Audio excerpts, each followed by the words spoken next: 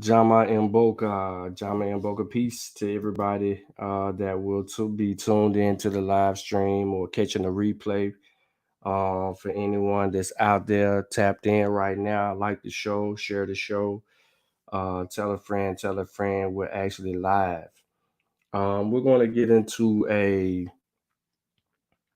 serious build.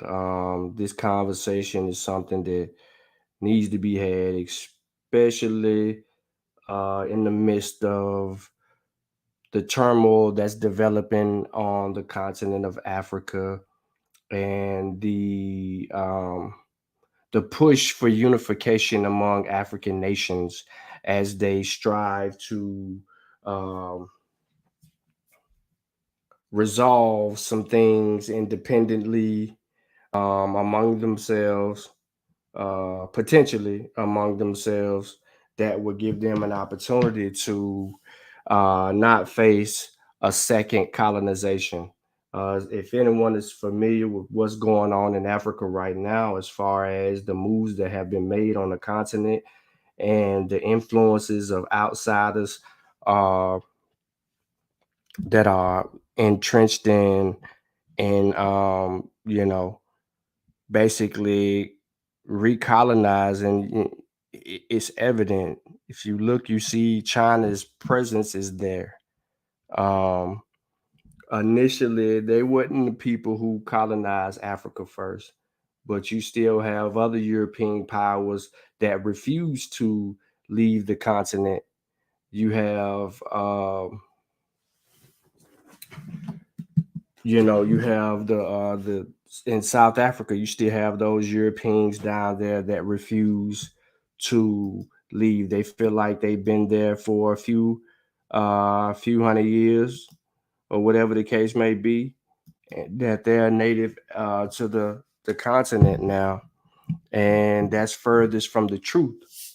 However, it is what it is when getting to that. So, what I want to do, man, is I know we may catch more later on in this bill or maybe on the replay, but I'm actually going to go through a few talking points, and it's um is really going to be very engaging. I've actually listed a few sources, but I want to backtrack.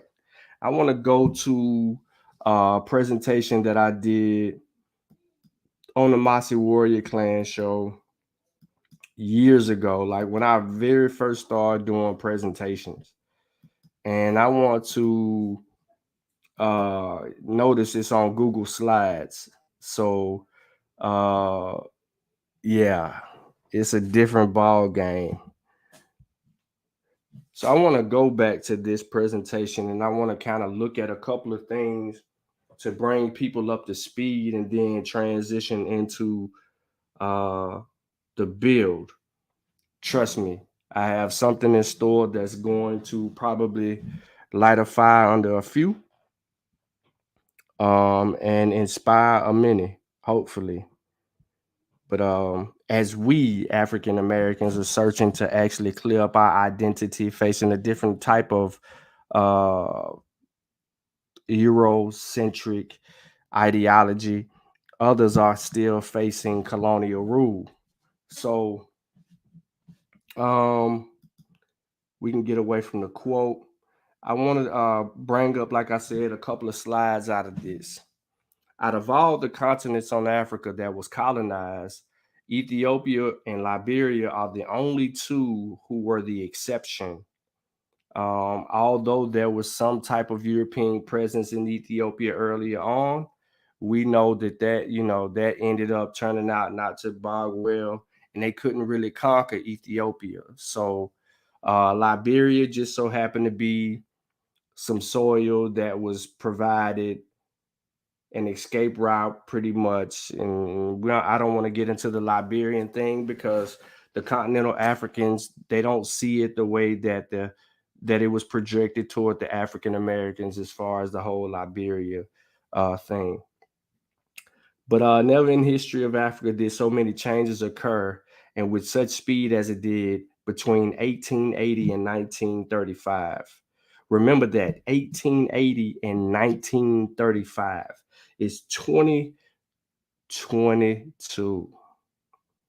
Not that long ago, y'all. As late as 1880, only very limited areas of Africa had come under the direct rule of Europeans and African rulers, and lineage heads were in control of their independence and sovereignty. But by 1914, the sole exception of Ethiopia and Liberia, the whole of Africa had been partitioned and occupied by the imperial powers of France, Britain, Germany, Portugal, Spain, and Italy, and colonialism had been installed. In other words, then, during the period of 1880 to 1935, Africa did face a very serious challenge, and the challenge of colonialism. I'm not going to play this video. That's an old school throwback. However, like I said, it's only a couple of slides I want to hit on. Historically, capitalist development begins with a period of primitive accumulation of capital, i.e., they had to steal, enslave, and then unequal exchange for the barrel of a gun and outright pillage. Though not identical for each capitalist specimen, the general social laws of development for the capitalist mode of production are the same. You had primitive accumulation in the case merely means that whites murdered, stole, and pillaged non-whites for all the land, labor, and money capitals necessary to build their economies. It's a fact.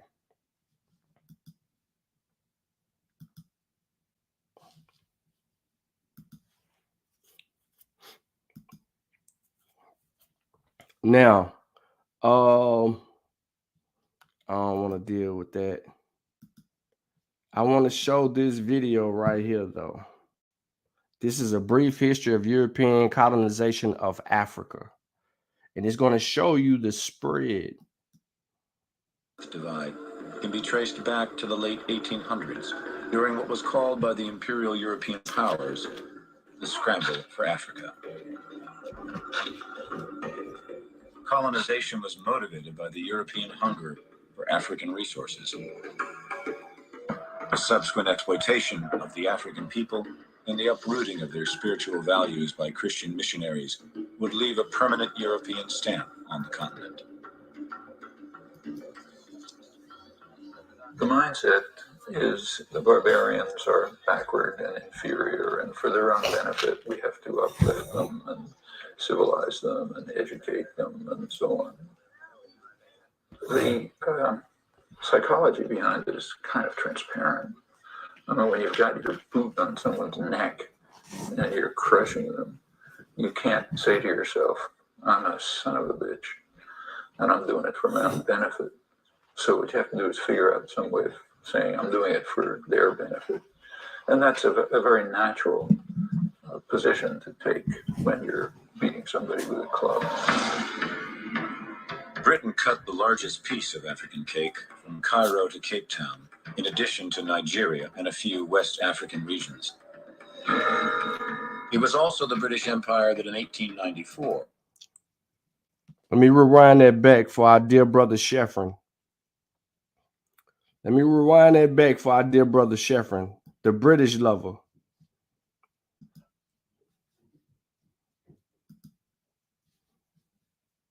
Hold up, my bad, y'all. Man, that Google slide difficult to play.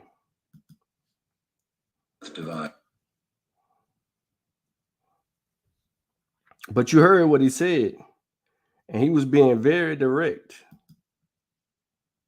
Piece of African cake. Britain cut the largest piece of African cake from Cairo to Cape Town, in addition to Nigeria and a few West African regions.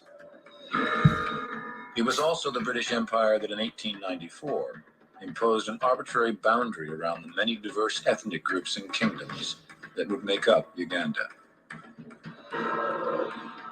The southern Bantu-speaking people were given economic, political, and educational advantage. The northern ethnic groups, two in particular, the Acholi and the Lengi, were the main recruits for military and police positions. By exploiting linguistic, ethnic, and cultural differences between the peoples of the North and South, Britain's divide and rule policies created a tension between them that helped to maintain British rule.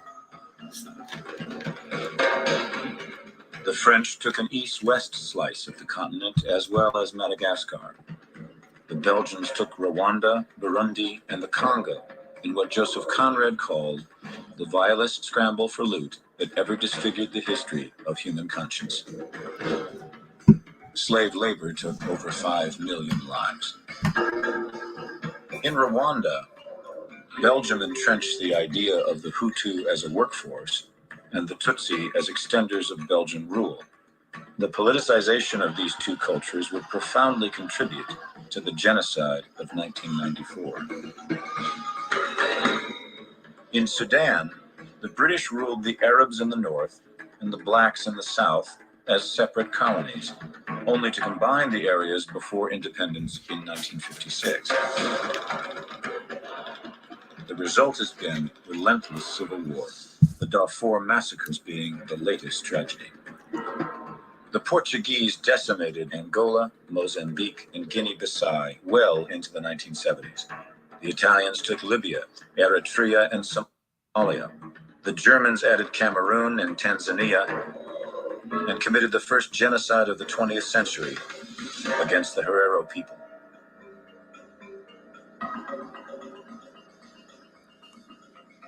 No colonial power is going to succeed unless it's going to play on existing divisions and sharpen them, increase them, exacerbate them. So one of the first questions after the end of colonialism is who belongs and who doesn't? Who was part of the colonial struggle and who betrayed? And this is time to settle scores. Yeah, so I wanted to kind of get into that, which sets the table up for the entire discussion that we're going to have. So there's a couple of key terms that I want to point out for a couple of people. Hold on, let me see. I think I might get one more important piece. Yeah, I wanna play this real quick. Yeah, he agrees with the Brits. He said the Brits are our saviors. Y'all heard him. You can't let that down. And he was passionate about it. But then again, he also said that he's a character online, so we don't know if he was being serious or not.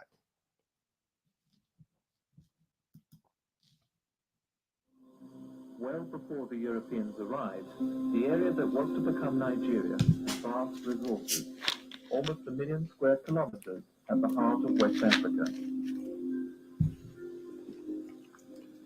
From Atlantic shores to Sahara Desert, and everywhere in between, a country of varied landscapes, of wild and rich vegetation.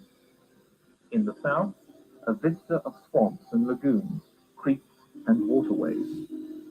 This video low. Further north, the hilly terrain of the Jos Plateau. A contrast with the hinterland, giving way to savanna bush, merging into the desert. A natural heritage unique in Western Africa. But since early times, it was the rivers that shaped the region's commerce. The two broad rivers that straddled the countryside, the Niger and the Benue. I ain't gonna play this, it's too low. But this video is basically talking about the effects of colonialism on Nigerian history and all that they had to deal with, and how it spread among its people and the culture and the whole nine. So you have to remember, you have the Royal Niger Company, as you can see on this map, and they're all over the Hausa land, and this has everything to do with the Lagardes, and these were intricate people. So I do want to show you some of the people that was pretty much significant. So here's one person. This is Bluestone. He was significant in the carving of the and colonizing the continent.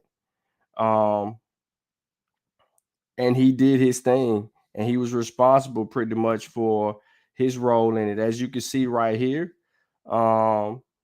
there's a lot of information regarding the way they treated people, killed people, manipulated them, and did all that they needed to do. And he played a role in that, orchestrating that. I'm gonna go to the next person that played an intricate piece in that. Hold on, let me get to him. This bastard. Everybody really should be familiar with Lagarde, but a lot of people really don't know who this dude is. And he did a fool. The Royal Niger Company, he did a fool with this whole thing too, man. All of them was interesting. As you can see with the primaries right there, the Royal Niger Company, they were instrumental in the slave trade and all of that stuff. They were instrumental in carving the hell out of the continent. Here you go, Lagarde right here. Bastard child, him and his offspring. Let me see if I can get to one more. See, look. Y'all know this famous picture that you see when you Googling and trying to find an image of something to suffice? Well, this dude literally beheaded all these took a picture with all these beheaded Africans. For real. He literally did that. And I had to come back to this to really think about Lagarde. And then this lady right here, you know what I'm saying? Flora Shaw. Man, she was a pump fake. But it is what it is. And then you had him, Engelvald. He was instrumental, carving up Cote d'Ivoire. These people really don't even really care. Giuliani, the French Sudan. Come on now. These people are instrumental. Chini, East Africa. German East Africa. So they pretty much carved everything up and did what they needed to do. And as you saw from the very first picture, the British controlled most of the continent of Africa and left everything else up for the mess. So, like I said, I did this presentation a long time ago, but it goes into the direction of our conversation. So I'm gonna keep my screen up because I'm gonna work backwards. I want to talk about what colonialism is, or just to define these terms so that people can understand. Colonialism is defined as control by one power over a dependent area or people. It occurs when one nation subjugates another, conquering its population and exploiting it, and often while forcing its own language and cultural values upon its people. That's what the effects of colonialism brings. It also brings integration. We as African Americans should understand wholeheartedly the effects, the causes and the effects of integration. Integration failed us.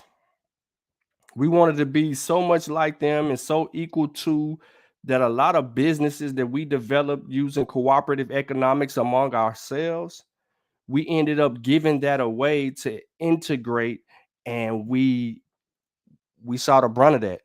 We're still suffering. Realistically, we're still suffering from integration. There's not many successful Black businesses in major cities these days. Okay, you live in an all-Black city. You don't have to worry about integration like that when the predominant population in these different Black cities are Black people. What about the major cities that are not Black people, that Black people are third-class citizens overall? The effects of that cost. So Neo-Colonialism, pretty much, this is an article by Kwame Nkrumah, but I brought this up because you're going to hear about this word neo-colonialism in a conversation that's going to be had about the recolonization of Africa. But you got, you need to know what neo-colonialism is. And then, of course, there's another version of colonialism. I got all of these in the description of the video because I don't want to, people have a problem with reading these days. So, colonialism again is a practice of domination over a people, period, over something. And right now, as African Americans, our minds are mentally colonized. We don't even know how to see the world no other way but from the multiculturalist worldview or Eurocentric ideology. And we think that people are primitive if they don't dress the way we dress, look the way we do, or peel the way we peel, or speak the way we speak. That's a colonized people. And then the Berlin Conference. Everybody should be familiar with the Berlin Conference. You seen me mention that in the previous flicking through a presentation where they talked about the scramble of Africa, and these European minds came together and met to carve up Africa for their benefit. And all that did was just muddy the water and make things worse, especially for us in our turmoil. We were already going through the thick of things. So Africa faced not only internal problems, but they, among being tribal, but those things you could work out, or you can grow and develop from, and eventually you can fix. But faced the Arab attack or the Arab invade of Africa. The Arab invasion of Africa was intricate because it began the first installment of colonization and acculturation and of African bodies and minds and culture. And then the Europeans came and they brought with them we're nicer, we're going to give you something you don't have, but we're doing the same thing as the Arabs, except we have a better understanding of things, and we're going to convince you to trade your build your economy around what we want it to be, and then we're going to establish a dominance over that economy and change the game from goods and services to bodies. That game was played very well by the Europeans, and then that put different African tribes again against one another. Religion played an intricate piece in there, whether it was Islam or Christianity. And then ultimately you had a shit show for hundreds of years until we get to a place of these African countries gaining their independence. And once they gained their independence, they were still on the verge of losing that independence in years to come, because there was no oneness in Africa. We didn't learn we didn't learn anything on this side of the continent, and they didn't learn anything on that side of the continent. Because had they learned and we learned, then cohesively we would have been able to solve our problems as Africans throughout the diaspora and on the continent. Peace to everybody in the chat that's just joining in and everything like that. I'm pretty I'm excited that a lot of people kind of like snuck in here while I was doing a lot of jibber jabber, because I was trying to buy enough time for two things to occur. One, for Sutek to get off in case he wanted to join the bill or input or add to the conversation. Two, to get into what I wanted to get into right here. And that puts us right where we need to be. So before we get into the meat and the potatoes, I need to make sure that I copyright this thing again. I know I played the two videos already, but I'm gonna do this thing again because I'm pretty sure that for fair use and all of that, we want to make sure that we got the whole there. So again, I'm gonna do this one more time. Now for YouTube, copyright disclaimer under Section 107 of Copyright Act of 1976. Allowances made for fair use for purposes such as criticism, comment, news reporting, teaching, scholarship, and research. Fair usage of use permitted by copyright statute that might otherwise be infringing. Yeah, you know how I get it in. So, ladies and gentlemen, we're going to walk through something very important. And if you don't know who he is, you need to know who he is and pay more attention to him. Let me start by congratulating you all, assuming as I do that you participated in elections, some of you, and that you are elected, and also aware that some of you have been appointed to serve as ministers in the new administration. Congratulations.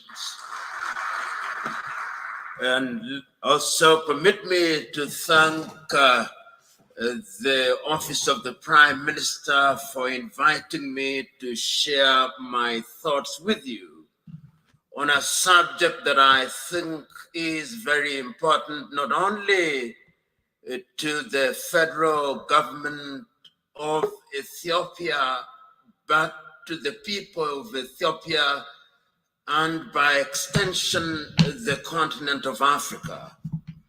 My presentation has been summarized in writing and will be available for your reference later. Let me start by saying that the subject of Pan-Africanism is one that remains as important today as it was, in my view, many years ago. Those of you who are familiar with the struggle for Pan-Africanism will remember its story, particularly through the activities of Africans in the diaspora. You'll particularly remember that prior to the much more famous meeting held in 1945 in Manchester in the United Kingdom,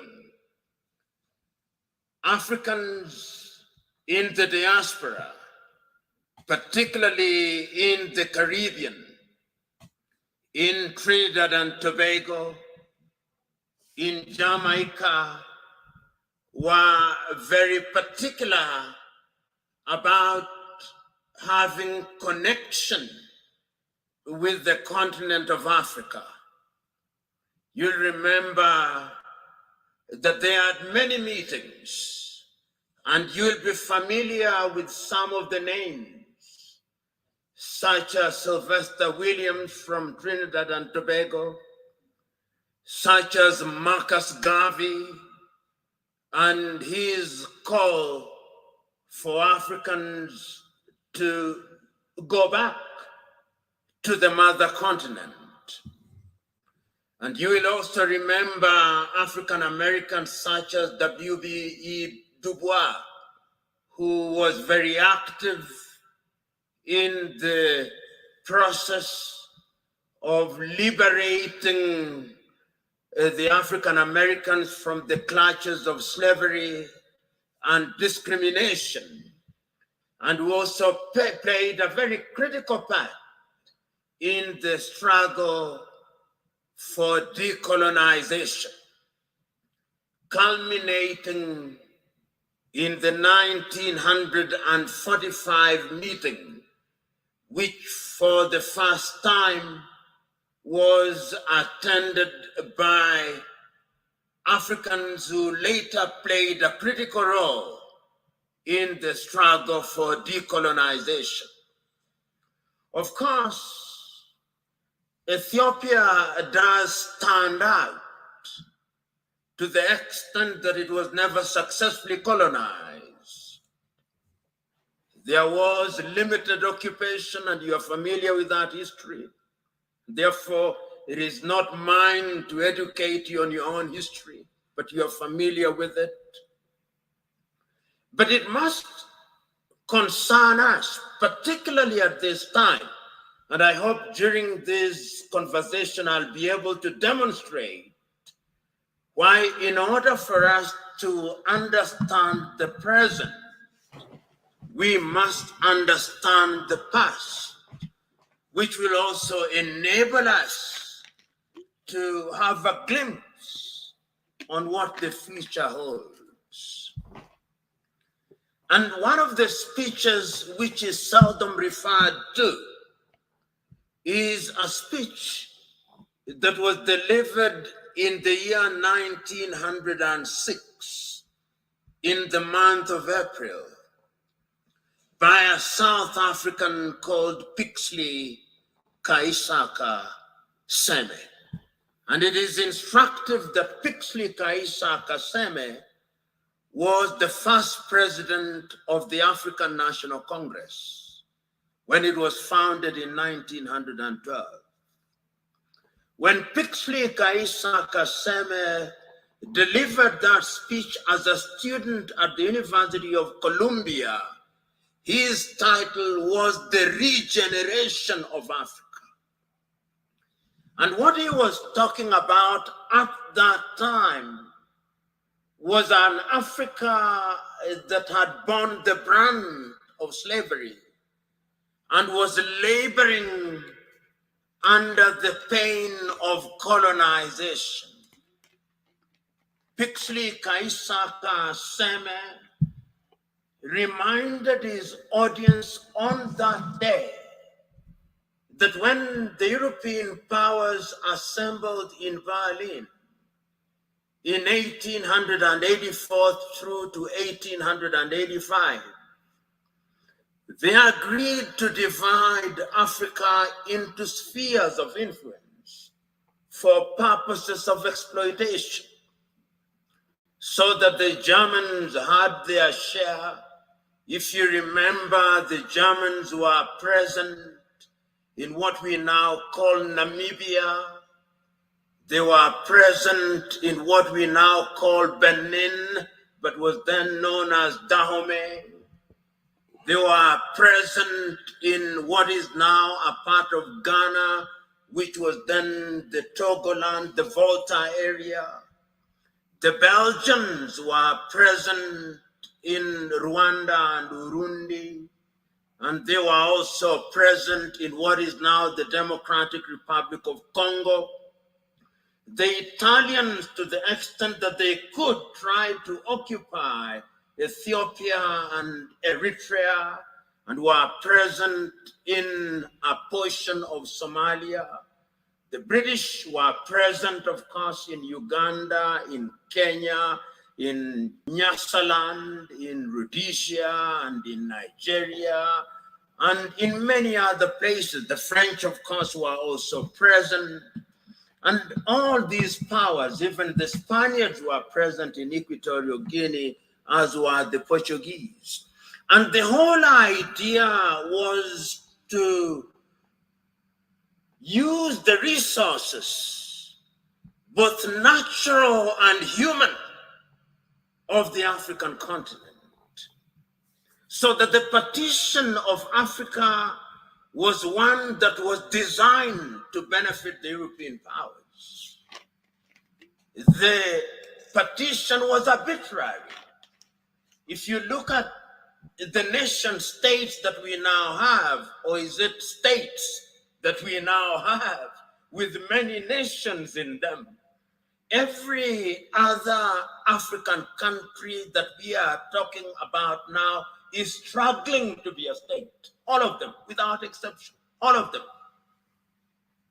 And this is what Pixley Kaisaka Seme was saying. How will we regenerate this continent?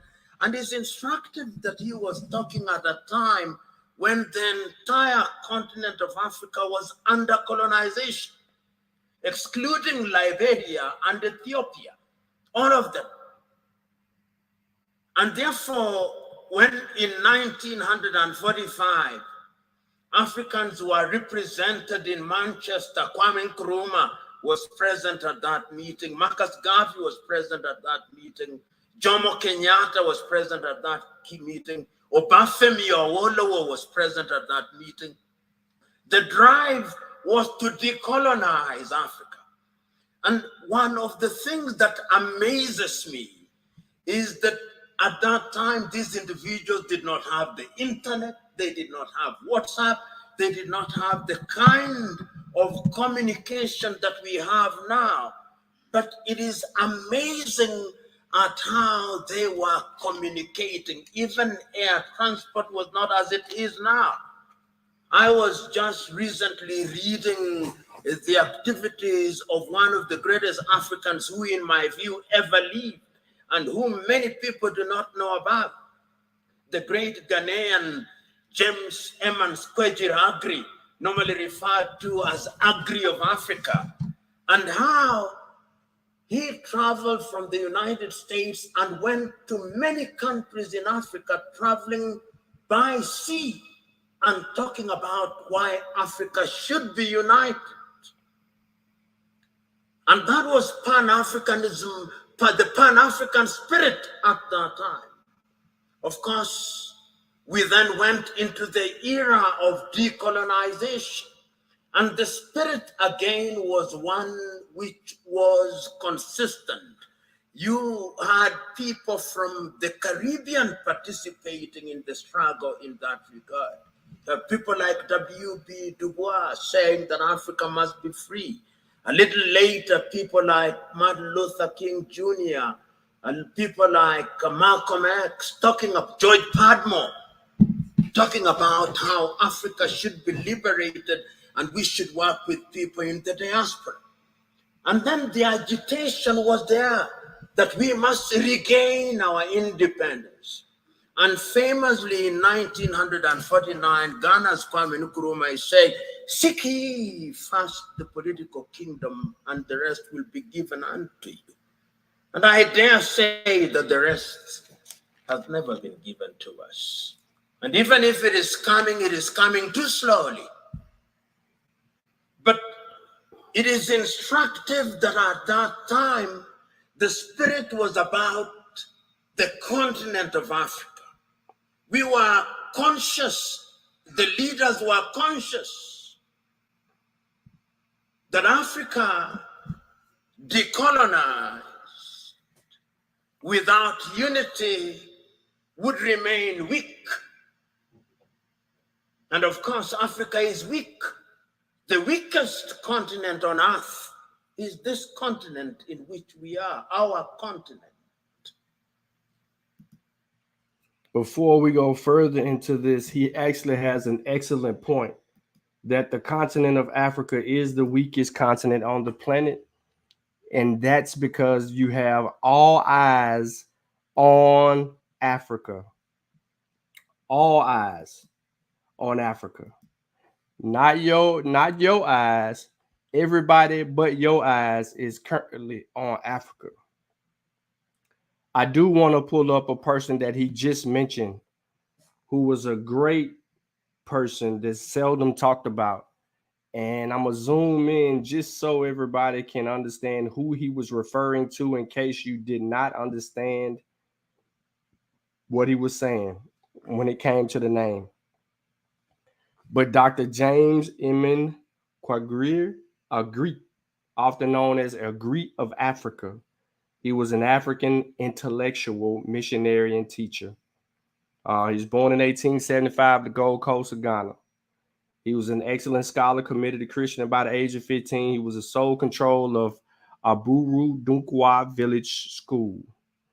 In 1898, Agri traveled to the U.S. and studied at Livingston, North Carolina. Remember, Agri traveled via boat. He didn't fly. He traveled on a freaking boat. A college built for the descendants of black slaves. You see that? He went to a Livingston College. Now, people, if you're familiar with Livingston College goes back in the history. This is pretty much an HBCU. It is HBCU. And Livingston also is intricate in history because the game of football for HBCUs started in North Carolina between the Livingston School and another, I forget the second name of the school. And then that history of HBCU football kicked off from a game that really didn't have any meaningful issue with it. I actually got a presentation on it on the Mossy, but any meaningful issue at that time, but then it would grow into something. So Agree became a pastor, but he did not only teach his congregation, who were largely very poor, about God. He also taught them practical skills such as nurturing the soil, keeping chickens, and draining swamps to avoid waterborne diseases. Agree returned to Africa when he was in his 40s. He worked hard to improve the educational system in Ghana for boys and girls. Agree used stories, human symbolism to explain beliefs. He believed every human being should be proud of their skin color that God gave him. And he used the piano as metaphor, saying you can play a tune of all sorts on the white keys, and you can play a tune of all sorts on the black keys. But for harmony, you must use both black and white. So you can kind of see where his mindset was at that time. But, you could dig a little deeper into this dude's history and understand why he's celebrated along the Gold Coast and Ghana specifically, and why his name shows up on that 5 cent that you see right there.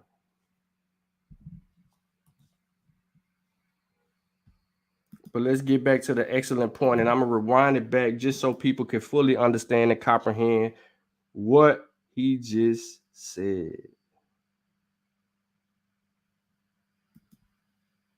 That regard. You have people like W.B. Du Bois saying that Africa must be free. A little later, people like Martin Luther King Jr. and people like Malcolm X talking of George Padmore, talking about how Africa should be liberated and we should work with people in the diaspora. And then the agitation was there that we must regain our independence. And famously in 1949, Ghana's Kwame Nkrumah is saying, seek ye first the political kingdom and the rest will be given unto you. And I dare say that the rest has never been given to us. And even if it is coming too slowly. But it is instructive that at that time, the spirit was about the continent of Africa. We were conscious, the leaders were conscious that Africa decolonized without unity would remain weak. And of course, Africa is weak. The weakest continent on earth is this continent in which we are, our continent. So the struggle for independence was everywhere across the world, across the continent of Africa. So when on the 6th day of March, Ghana regained our independence as Ghana, it was then Gold Coast. I think the most eloquent and the most passionate warrior for Pan-Africanism was Nkrumah. He said on that day, and again later, that the independence of Ghana means nothing if the rest of Africa is not free. And he meant it, because when Ghana regained independence in 1957, 1 year later, Guinea regained her independence. A year later, the French Sudan, or what we now call Mali, regained her independence. They signed a pact to create what they call the African Union. They thought at that time that that would be Africa in her embryonic days. And they invited Patrice Emery Lumumba in 1961, but of course Emery Lumumba was then assassinated in the month of January 1961. And he won. This is one of the things that always stands out in my mind. That Nkrumah, of all leaders at that time, was able to see that if we were not united, we would go nowhere. So in 1958, he summons a meeting in Accra, Ghana, of the then independent African countries and tells them, if we don't unite now, the neo-colonialist is going to ensure that we remain disunited and we remain small, and they are going to ensure that the neo-colonial project continues. In 1961, on the first day of January, again in Casablanca, Morocco, he tells his audience, let us unite now before each one of our leaders begins to get used to power, because power is easy to get used to. You who have been elected will know. Once you become a minister and you become used to people saluting you and opening your doors, if it happens for 1 month, you will find it very difficult if you lose your ministerial position when there is nobody to salute you and to open your doors. That is how attractive power can be. And he warned the people then. But the colonial project was alive and well, because as they were meeting in Casablanca, Morocco, there was another group that was meeting in Monrovia in Liberia. That is how Africa started splitting, creating two groups, the Casablanca group and the Monrovia group. The Casablanca group, which comprised, I think, famously, Kwame Nkrumah was there from Ghana, Gamal Abdel Nasser was there from Egypt, Ahmed Ben Bella was there from Algeria, Modibo Keita was there from Mali. They took the view, unite now. The Monrovia group, comprised of William Tubman at that time. Emperor Haile Selassie was also in the Monrovia group. Mwalimu Kambarage Nyerere was in the Monrovia group. They took the view, we want to unite, but gradually. Let it be gradual. So that when Emperor Haile Selassie of Ethiopia convenes a meeting in Addis Ababa on the 23rd through to the 25th day of May 1963, there are two groups already. The Pan-African agenda is already being watered down. There is the Casablanca group and there is the Monrovia group. And the creation of the OAU was a victory for the Monrovia group. And I want you to, there were 32 heads of states and government who met in Addis Ababa, Ethiopia on the 23rd through to the 25th day of May, the year 1963. And I want you to listen to all of those speeches, or the compilation of them. There is a compilation of them that was made in the year 2013 when we were celebrating the 50th anniversary of the Organization of African Unity. And listen to all the speeches, and I pick out a speech from the leader of Central African Republic, David Dacko. David says, Central African Republic is so small that if we are not a part of an African Union, the French will come again. And they have come again. Mwalimu Nyerere of Tanzania says, we are not here in order to remind ourselves of how important unity is. We are here to talk about the unity of Africa. The host, Emperor Haile Selassie of Ethiopia, says, it is important for us to realize that we must make sacrifice for the future, because a disunited Africa will never realize our potential. But the most passionate speech again was that of Kwame Nkrumah.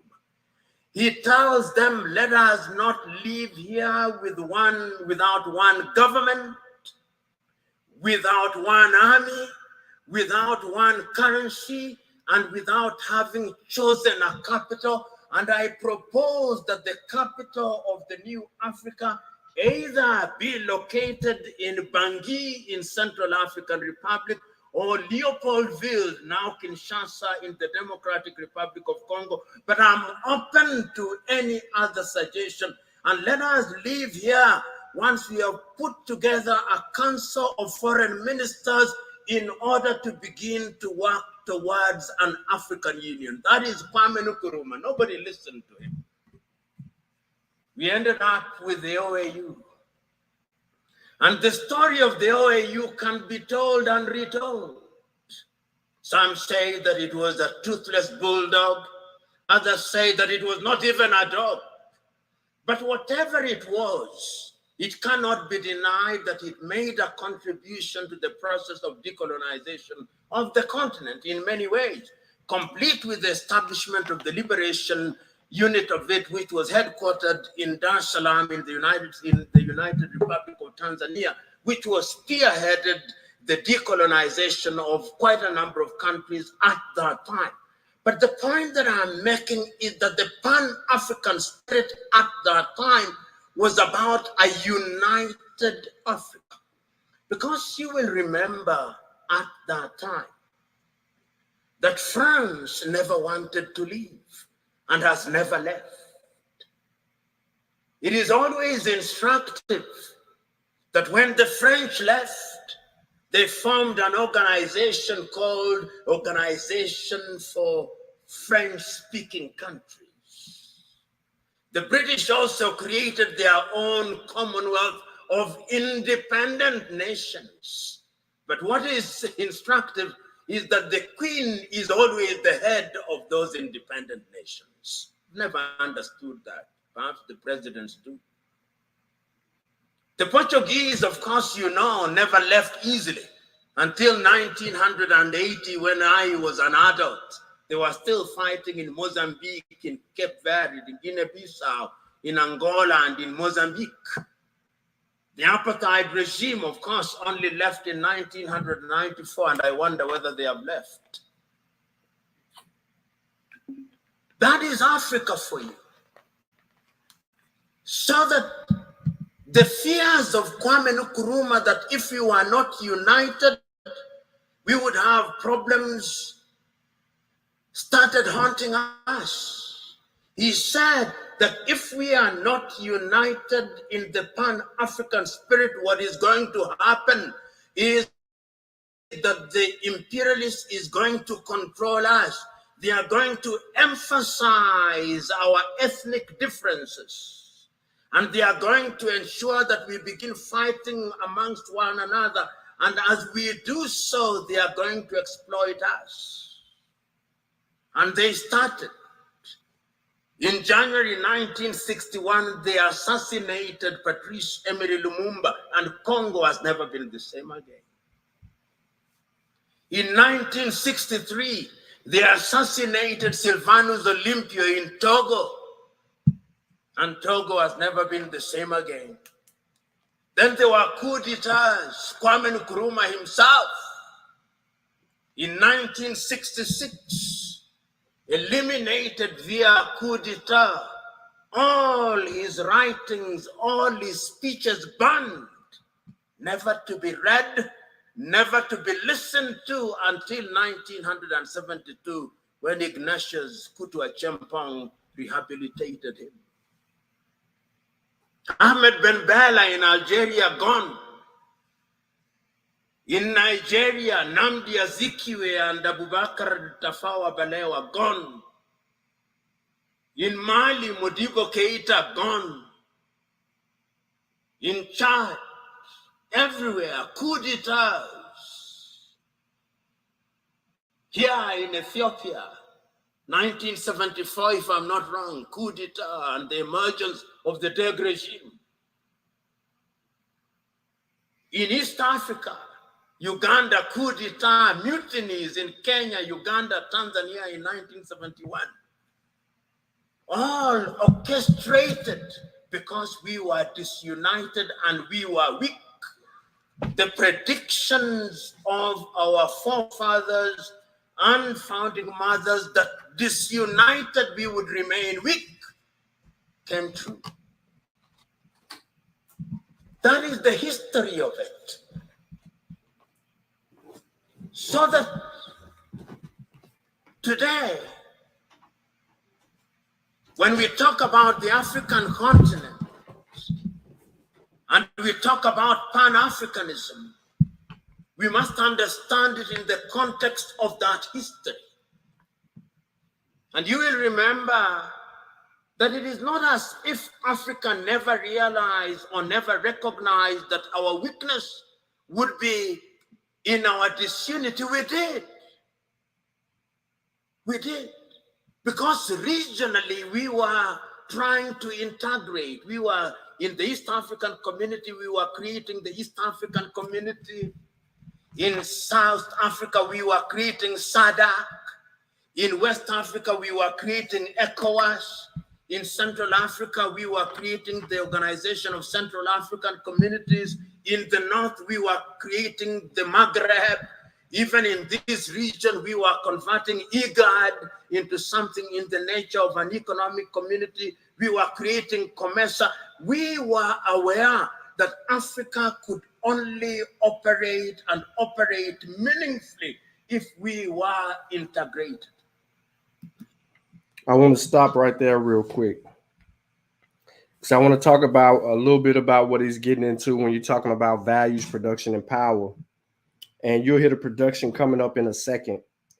But in the cultural field, this period of African history has witnessed an important phase in the Africanization of the imported religions of Christianity and Islam. Independent Christian churches were emerging, greater self-confidence, especially in Central and South Africa. And in places like Senegal, Islam was undergoing deeper Africanization under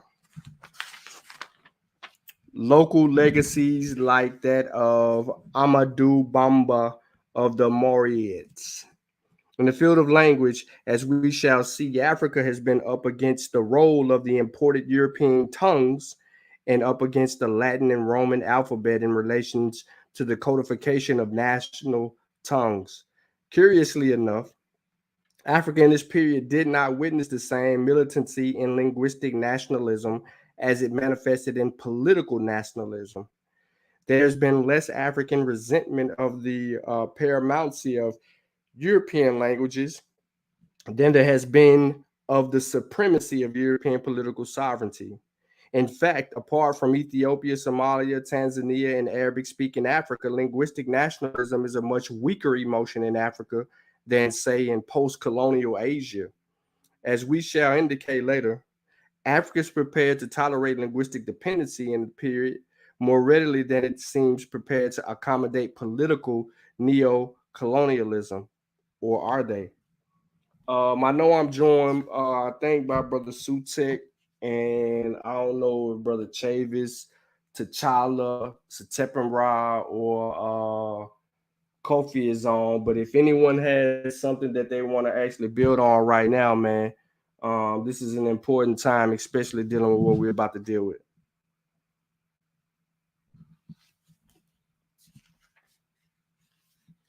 Everybody got nothing? All right, I'm gonna rock out.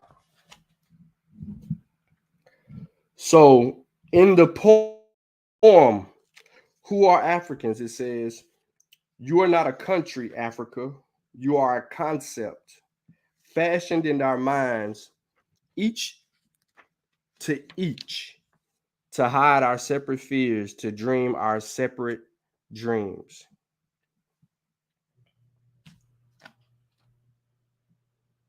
Who are the Africans? Let's go. We are not trading with one another. Intra-African trade is not anything beyond 15%, the lowest anywhere in the world. If you look at all our sectors and look at them, look at our agriculture, almost all African countries are net food importers. There is not a single African country that is in meaningful technology. Not a single African country produces a mobile phone. Yet the single most important ingredient in mobile telephony is to be found in the Democratic Republic of Congo. Not a single African country produces a car other than assembling completely knocked down kits. There is no meaningful production of pharmaceutical product in Africa. And if there was any doubt, COVID exposed it. All African countries, the 55 of them, are waiting to either receive Sinovac from China, Sputnik from Russia, AstraZeneca, Johnson or Moderna. And we don't even know what they are because our bureaus of standardization don't know. If you ask the Ethiopian Bureau of Standards what they are asking us to be injected with, they do not know. They just believe it is a vaccine because the Americans have said so or because the Chinese have said so. That's what colonialism has done. He's talking production, the unification of production on the continent, the lack thereof. Now, at the time that he actually made this assertion, he didn't know that in Nigeria, there's sisters and brothers that are working on their own mRNA vaccine. And they are mocking replicating the methodology used to come to that conclusion for a working vaccine for continental Africans. That is a big deal because this mRNA vaccine will do good because it's, African made per se. But it moves the continent in the right direction, especially if people can get behind that.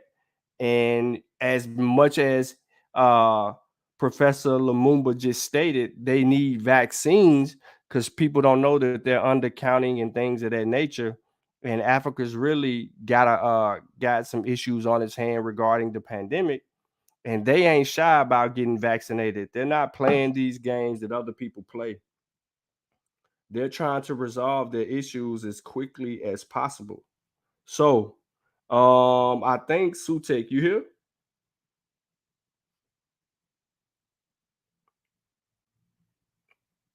Unless you popped off, I can't hear you.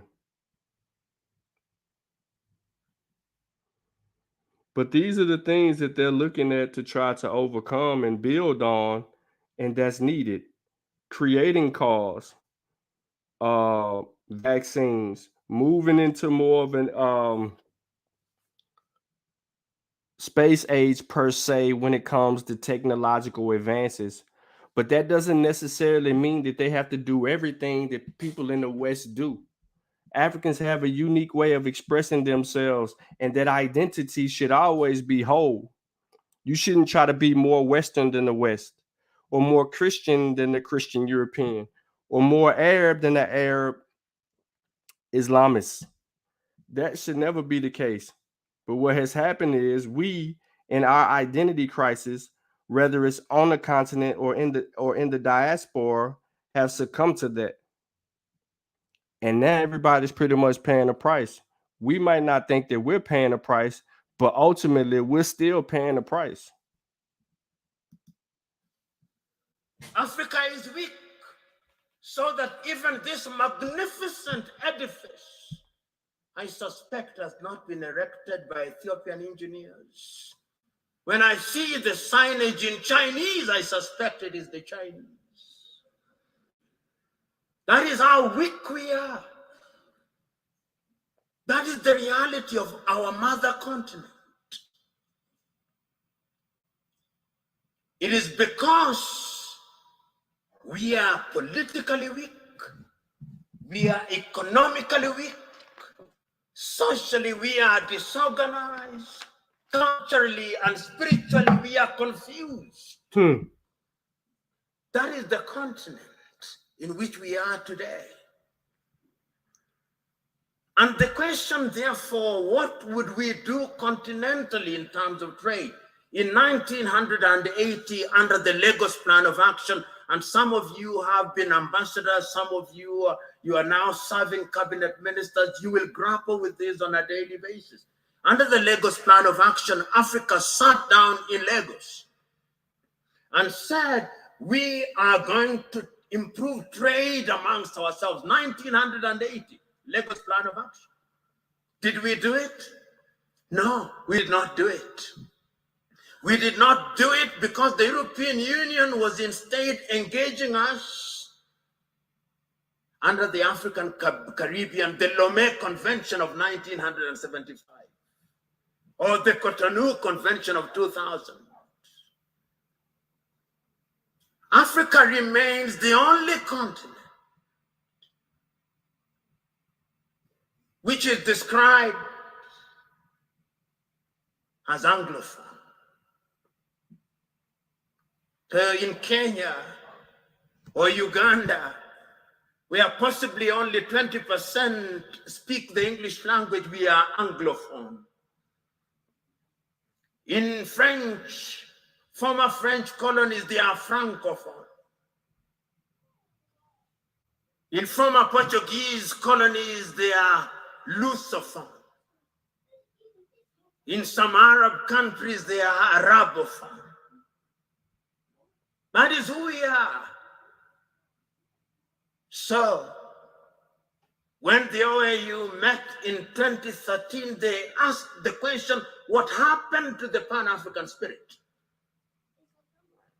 And when, therefore, they met in Sirte, in Libya, under the tutelage at that time of Muammar al-Gaddafi, it was resolved in 1999 that the OAU be renamed and be referred to as the African Union, and it was launched, as you know, in Durban, South Africa in the year 2000.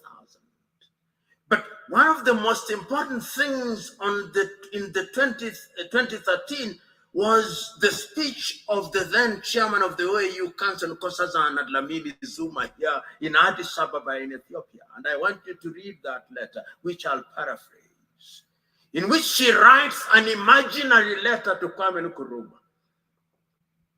He tells and apologizes to Kwame, telling Kwame, we apologize to you because we did not listen to you. We are weak because we did not listen to you. We are divided into 54, 55, depending on whether the Moroccans agree that Sahrawi is a country. Nobody cares about us. And brothers and sisters, if you want to know how weak we are, and we are weak, look at how we are treated. Last month,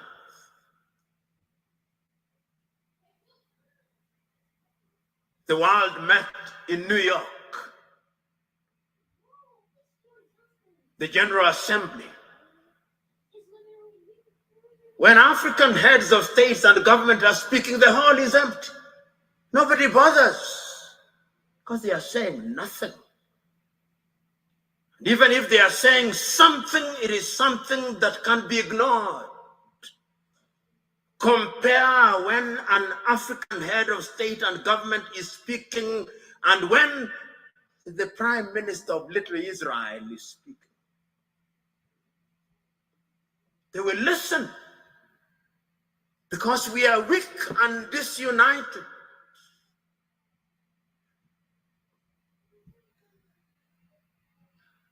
So we have a weak continent because the spirit of Pan-Africanism disappeared.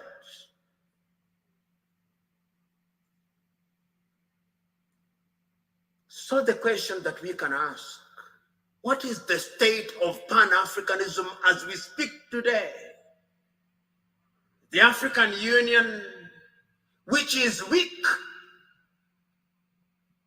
says the right things and does the wrong things 9 out of 10 times.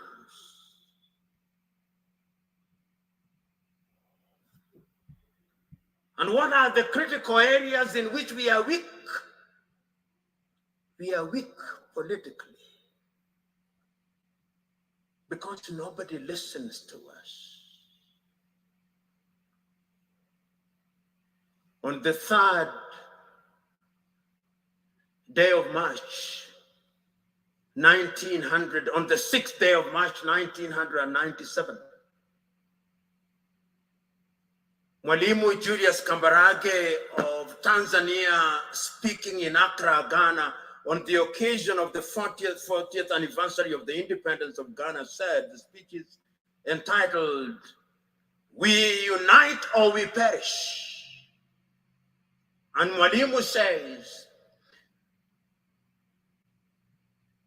I want to apologize to Kwame Nkrumah. Those of us who believed in gradualism were wrong. Nkrumah was right. But Nkrumah also did not appreciate the level of suspicion that existed among the leaders at that time. Our generation, he says, fought for the liberation of Africa. It is the duty of the new generation to carry the torch forward, he says in his plea. He says that I do not believe that the tribe can be the basis of mobilization in Africa.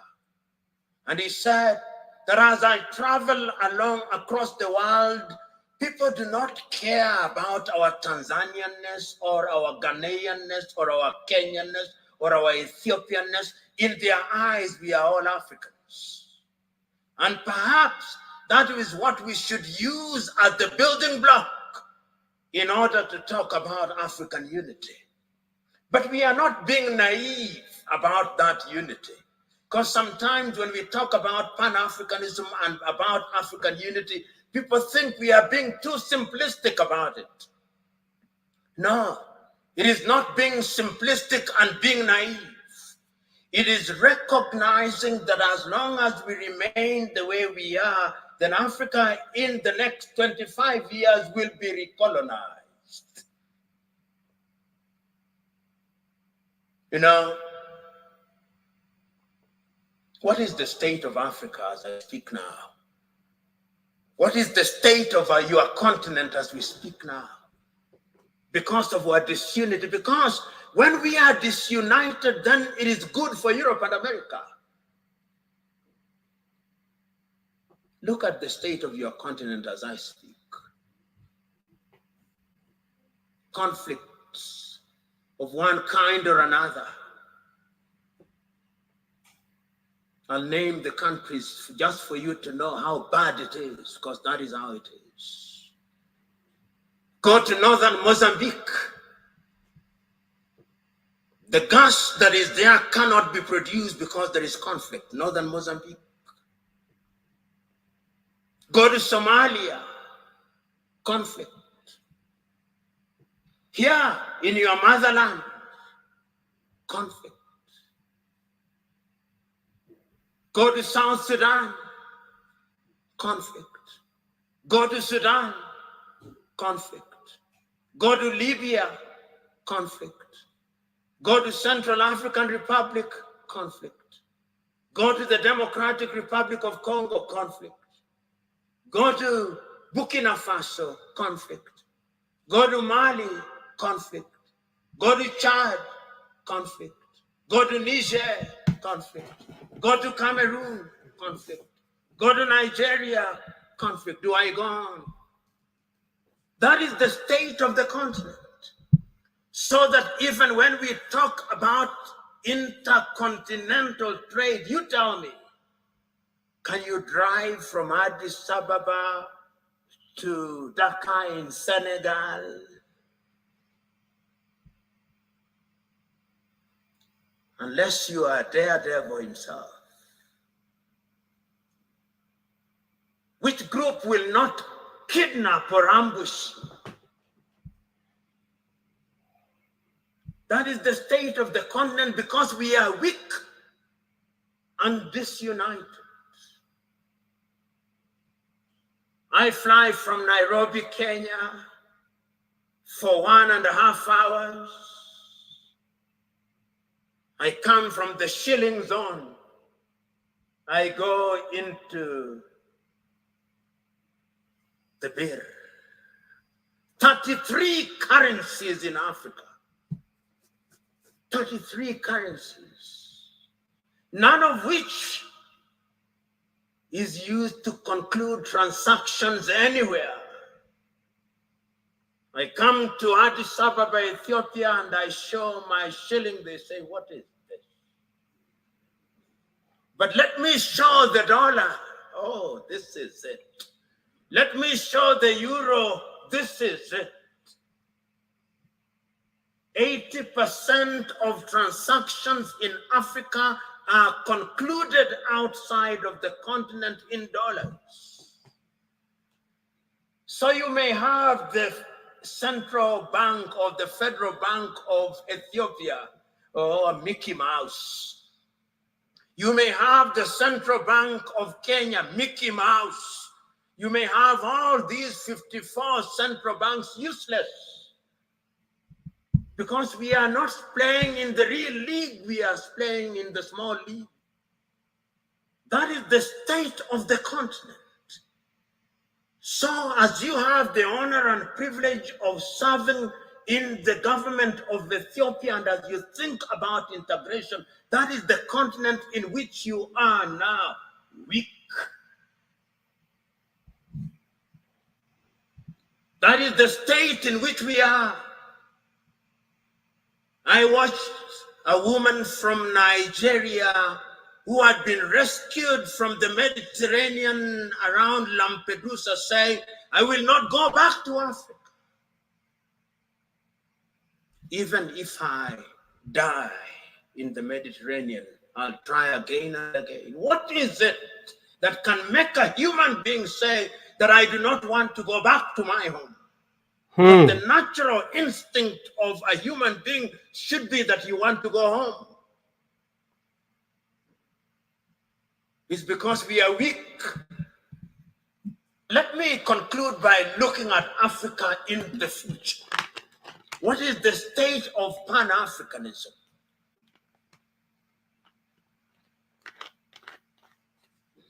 Africa finds herself in a very difficult situation. What Nkrumah feared. Today, many African leaders have gotten used to the trappings of power. And those who speak about power, right? Power corrupts, and absolute power corrupts absolutely. I remember in 1997, I think, I may be wrong about the year, 1995, I think, I was serving as an intern at the Mwalimu Julius Nyerere Foundation in Dar es Salaam. And I had the privilege and honor of driving with Mwalimu Nyerere in Dar es Salaam. And he had only one guard and a driver.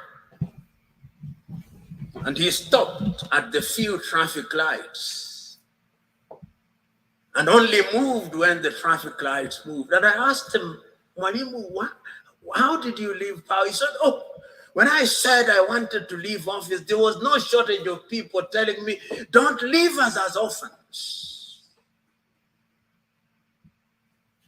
It is very rare to find those in positions of leadership in Africa today who would willingly leave office. Power in Africa is now sought by hook and crook and retained by hook and crook. Because the trappings of power are good. And permit me, when I am gone, even if I irritate you, in fact, perhaps my intention is to irritate you, so that you reflect upon what I'm going to say. And this is a personal thing. I'll give you an example. When I was appointed as the director of the Anti-Corruption Commission, I drove in the morning in my car with my driver. In the evening when I was leaving, there were 3 cars. Mine, what was allocated to me, and another one in front, and another one behind me, and 12 individuals. And I asked, who are these fellas? Say, these are your security. I said, I don't need my security.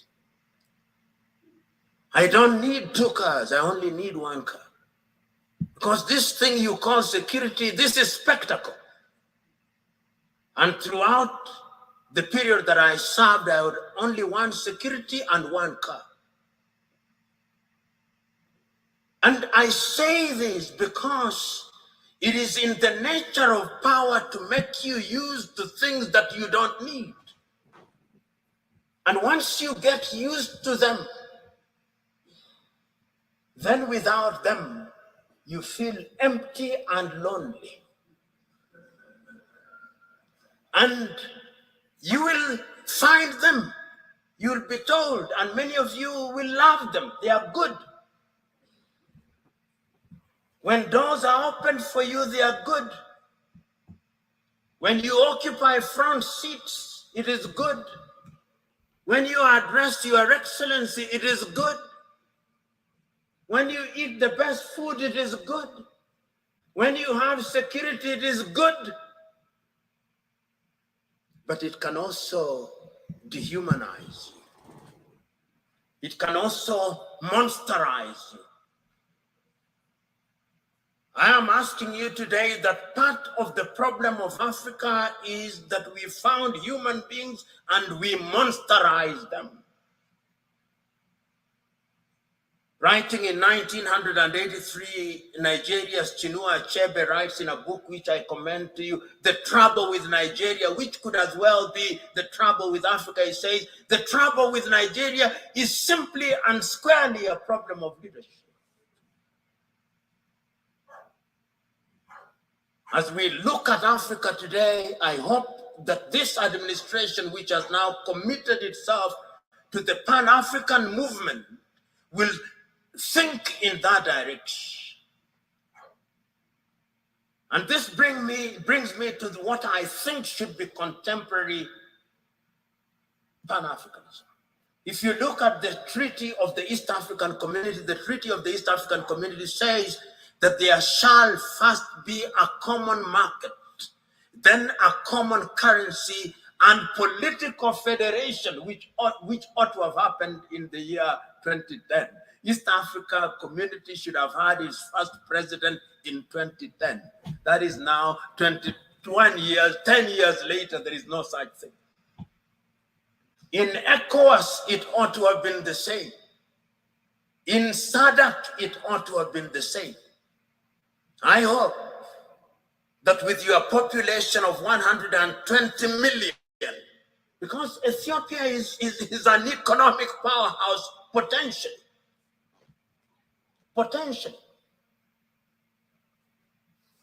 You know, Pan-Africanism, the new Pan-Africanism must have an economic component of it. That is how I understand Africa Agenda 2063. Africa Agenda 2063 says that by the year 2063, Africa will have pulled up her people into a middle-level economy on 7 pillars, economically, politically, and otherwise. And the Africa Continental Free Trade Area suggests to me that we'll have broken all the tariff and non-tariff barriers. Will we be able to achieve those in the spirit of new Pan-Africanism? Will we have one currency? Will we have one passport? We have already said so under the Kigali Agreement that we are going to have one passport. Will we have one telephone code? We have 55 telephone codes. You move from Nairobi 254. You come here, you have another one. You go to Eritrea, you have another one. There is no connectivity in the 21st century. How can you be taken seriously? Those of you in the United States of America, you fly from Boston, Massachusetts to San Francisco in the West, 6 hours, 40 minutes, the code is 1. The tariff is 1. The COVID test is 1. I moved from Nairobi to Addis Ababa, COVID test. If I don't travel this evening, I'll be subjected to another COVID test. I go to Tanzania, COVID test. Uganda, COVID test. Your nose will begin debating with you. In the United States of America, you take one COVID test from Miami and you don't take it as you go to St. Louis in Missouri. I'm talking about very practical things. I come here and I have to go through an immigration. My passport has to be stamped. Somebody in the United States of America does not have to do that. Somebody in the European Union across 27 countries does not have to do that. In China, which is, of course, 1.4 billion, does not have to do that. Until we change all those things, we are going nowhere. So that we have only one telephone code, so that we have only one currency, so that we have only a single immigration, so that we eliminate all these armies. You know, you look at some African countries and they have an army, which was complete with 5-star generals who have never even quelled a street riot, and they are generals.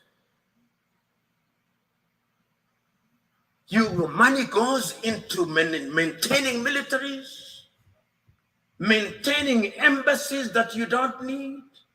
You see why Africa is poor? All these 55 countries have embassies. If we were one, there would only be one ambassador for Africa in the United States of America. There would only be one army with regional policing. Am I being naive or simplistic? Yes. We can create a single Africa with a loose government, a confederal government, dealing only with foreign affairs and defense and monetary policy and general policy formulation, with different governance systems. That is the only way in which these narrow tribal instincts will be dampened.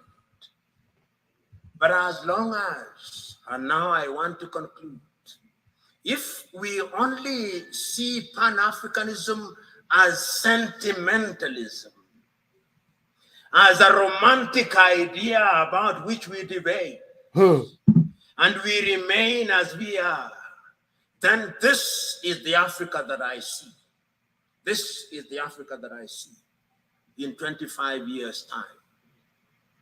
Many Africans, either legally or otherwise, will break into different autonomous countries. Many of them will have more than 100 countries in Africa, each claiming self-determination, and is already beginning to happen.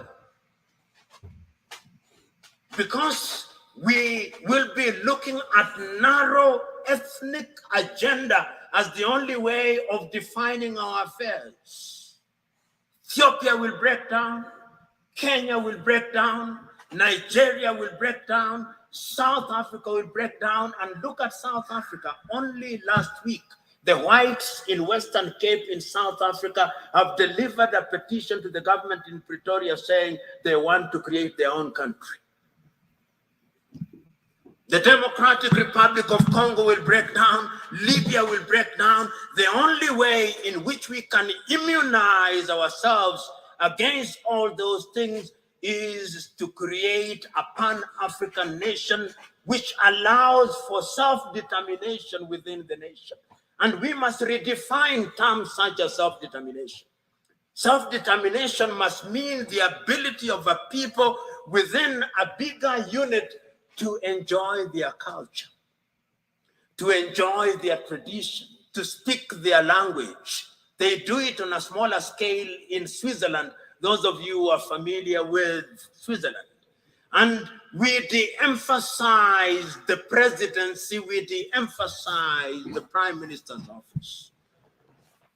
Pixley Kaisa Kaseme said, and I conclude with him, Africa is diverse. Some people say that because of our diversity, she cannot unite. She can. Because unity in diversity is possible if we understand what human beings need. In the nature of things, human beings need security. In the nature of things, human beings need food. Human beings need medical services. They need infrastructure. If you have a government that allows that, he said, then it reminds me of the piano. If you press the black button of the piano, it produces some sound. If you press the white one, it produces some sound. But if you press both the black and the white, it produces melodious music. And I think that the new Pan-Africanism must look to that. And you who have the honor and privilege of thinking and working in government, it is your duty to start that journey. It is not going to be easy, but it is an intergenerational journey. Play your part, for it can be done, and it must be done.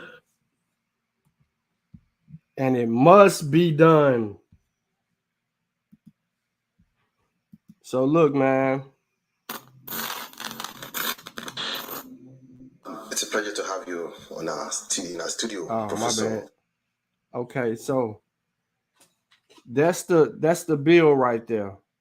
The gist of what Professor Lumumba dropped, how I set the table, arranged all the plates, the forks, the spoons, and the knives. We put them in order. We understand what colonialism is, what neo-colonialism is. We understand the gist of the movement, the actual definition of what is at stake for not only Africa, but diasporan Africans across the continent, because they are facing recolonization, no matter which way, shape, or form that you put it. And moving the unison of that will lead to a more progressive, but Africa's going to have to defend itself. Africa's going to have to put back value in its products and goods. Africa's going to have to reacclimate itself to the diversity, the multi-diversity output of what a oneness would look like. Meaning many minds have to come together to answer real world questions. They have the scientists, they have the in all fields, they have the architectural minds. We see them in the United States at these universities, passing and getting all of these grades. They can do the things that need to be done if they can entrust in one another to do those things. They can be the new China. All China did was take its fall, take its whooping, rebuild itself from the ground up, educate its kids to go abroad, educate and learn and return home. The older people went out, established jobs and built businesses in these areas and took advantage of government entities to send that money back to the continent where they can enrich and wealth themselves and make it a oneness. If China can do it with billions of people, so can Africa. But they need help, assistance, and I said they like that, because they're looking to the descendants of Africans to also play a role in the part. So there's bridges that have to be built. There's relationships that have to be sustained. There's communication that has to happen on both sides to arrange those things. See, the beauty of something that people don't really pay attention to these days is, what does Pan-Africanism look like? You heard Professor Lumumba say it can't be something that we continue to romanticize or this fictitious thought. It has to be implemented and illustrated. It has to be designed and communicated in a way that can answer all of the questions. And in order to do that, you got to let the thinkers think, the doers do, the protectors protect, right? And the defenders defend.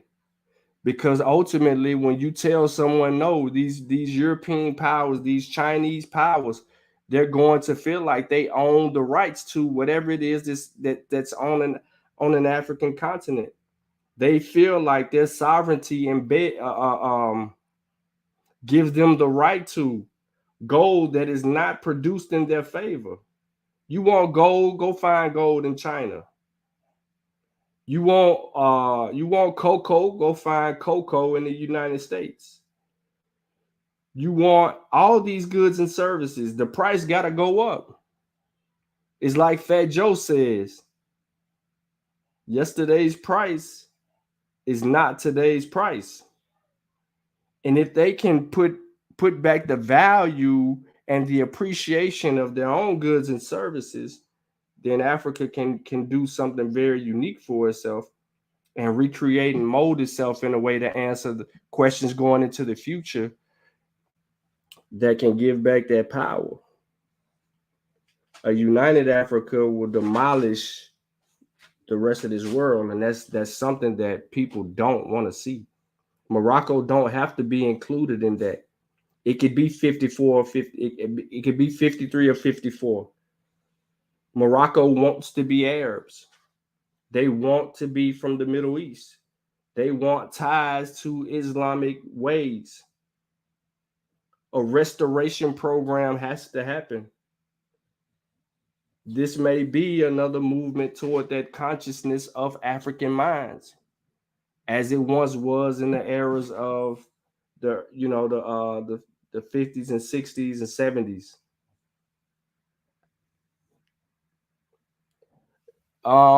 Answering questions about dropping the video. Is it in the description? Many of you have not checked the description because I provided you all the sources that I actually referred to, and the video directly is in the description of the video. So the answer to your question and CK's question is the video is in the description. So yes, we can't sit back as descendants of Africans and fold our arms and watch Africa be recolonized. Like everybody has their eyes on Africa, but African Americans or Africans in the diaspora, we don't even really appreciate Africa. We don't even want to express our Africanness because we're born in America. We're a few generations removed from America.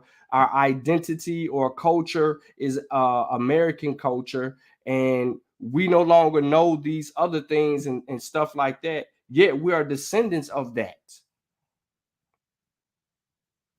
Directly descendants of that. Yet we're playing this game.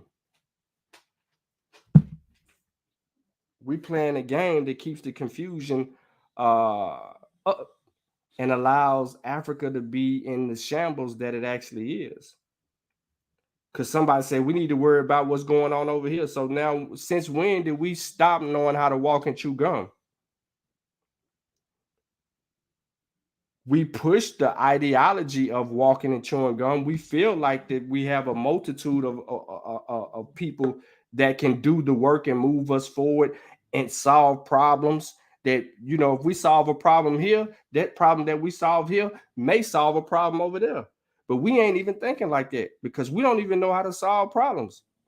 So we're just gonna appreciate the fact that we got some rights and an opportunity to invest in some cryptocurrency and NFTs, and we got a couple of millionaires over here, and we see all of this stuff on TV. Yet some of us live so impoverished that we try to make ourselves look rich but we broke as hell. Y'all don't want to talk about that, but it's okay because we live a little bit better than our African brothers and sisters across the Atlantic.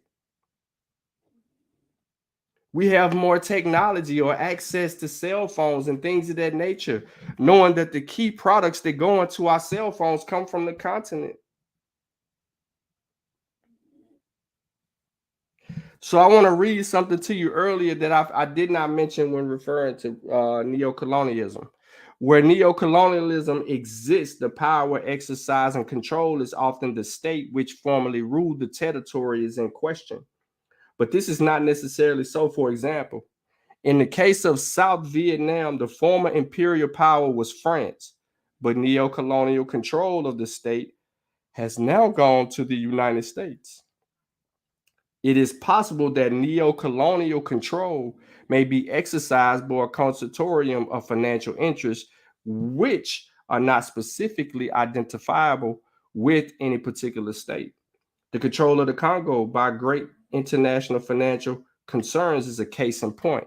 The result of neo-colonialism is that the foreign capital is used for the exploitation rather than for the development of the less developed parts of the world. Investment under neo-colonialism increases rather than decreases the gap between the rich and the poor countries of the world. The struggle against neo-colonialism is not aimed at excluding the capital of the development world from operating in less developed countries. It is aimed at preventing the financial power of the developed countries being used in such a way as to impoverish the less developed. Something to think about.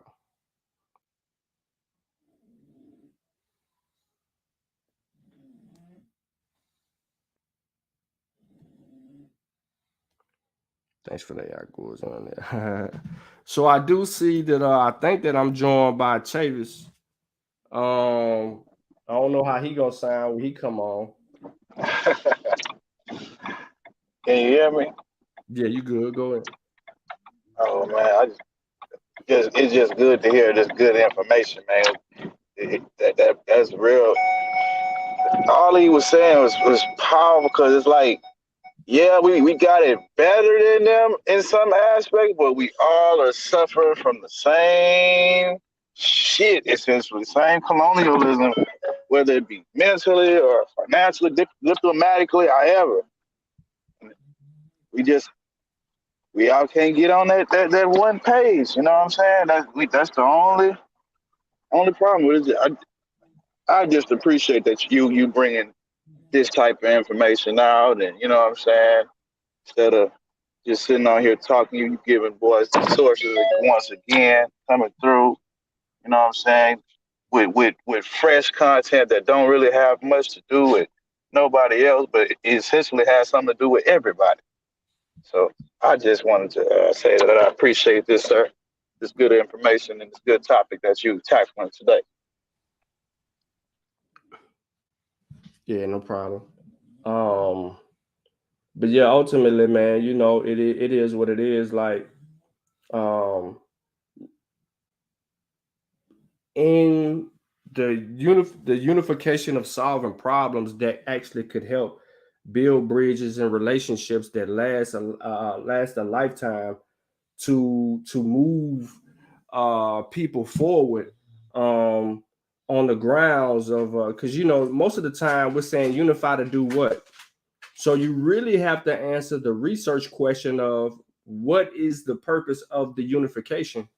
But at the same time, the differences, the unification should allow our differences to not get in the way of what it is that we're actually unifying to resolve.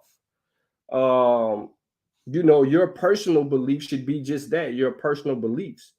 There shouldn't be a conflict of interest when it comes to resolving Black issues. But Sutek, let's see if we can finally catch a Sutek in the building. He tried like 20 times. You on your laptop? Nah, hell, man. Oh, okay. You coming through. Yeah, well, before they do all that, linking up and all that shit, I mean, all that stuff it's got to be some conversations had because like it's a lot of like he said, it's a lot of conflict within each other internally as far as the continental brothers and sisters, and then you got certain uh, understandings and miscommunications here between us and them. So I think especially for them internally, it's gonna have to be some conversations had before it just some linking up. Like this has been uh, decades and centuries of certain groups being at each other's neck. Like I don't think that's like just saying, okay, the Bloods and the Crips gonna get together and start getting money together. Like, yeah, it ain't. Well, they do. They somewhat now. I mean the more successful older portion of that is invested in building businesses together and stuff like that. Yeah, them the ones ain't banging no more. Yeah. You got the youngsters out there though. They're still laying it down. Like you said, you can't drive from one place to another without worrying about having to be, attacked, kidnapped, all that. Mm-hmm. Yeah, he made some excellent points in that. That's why his argument was a solid argument from my perspective, because what he's pushing for, just to be real with you, what he's pushing for was something that others before him had pushed for, but at the same time, it also was something about like, okay, Pan-Africanism. He went through that whole birthing, right? He went through that birthing and where this push started from, and then the people who were instrumental in trying to move it forward. But he also indicated that the torch was supposed to be, well, it was passed to the continental Africans who keep the ideology of Pan-Africanism alive. What most people don't think is, they think of it as just a thought. It has to be more than just a thought. It has to be implemented as a plan. So yeah, that oneness. So those conferences, because on the continent, every year there's a Pan-African conference, and people from all over those countries, Africa, when we're saying African, we're talking about the people that look like us, although they're different culturally, come together, and they're in these buildings, they're in these conferences, and they're talking about certain things, which actually can help them get to a point. But this is the start of, well, it's not the start of something. It's something that's been a process for a while. But they, like you said, they have to solve some of the internal issues, and we have to solve some of our internal issues in order to help properly define and move shit forward in order for a real outcome to suffice. Because yeah, like everything is saying in the chat, we are witnessing Pan-Europeanism right now, and then we have people that don't respect that. We're also witnessing a Pan-China right now, because China is unified in its approach to go into Africa and do what it's doing. We don't hear about certain countries in China. We just hear about China. We don't hear about, we can go through and break down the different countries and what makes up what, a northern China, southern China. And no, it ain't none of that. Right. They are unified. They're unified in their approach to answer and resolve those questions wholeheartedly without all the noise. But like the saying I always said, and Takai even has it in his book, Europeans aren't always unified in their approach to do something unless it's to unite against people to colonize them or whatever. They're in favor of that. So Aziz, check the Masi chat. they're in favor of that type of ability when it benefits the whole or the overall scheme of what their aim is and what they have to do. And I think that that's an adoption that most people will have to take in a sense. Uh-oh, I got a message. All right, go ahead though, y'all.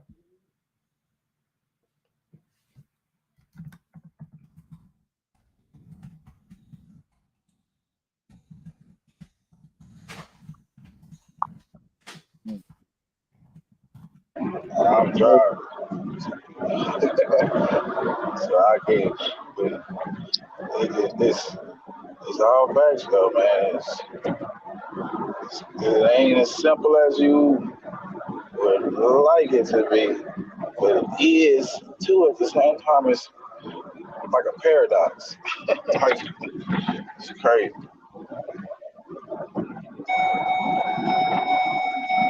Let's got to get on the same page.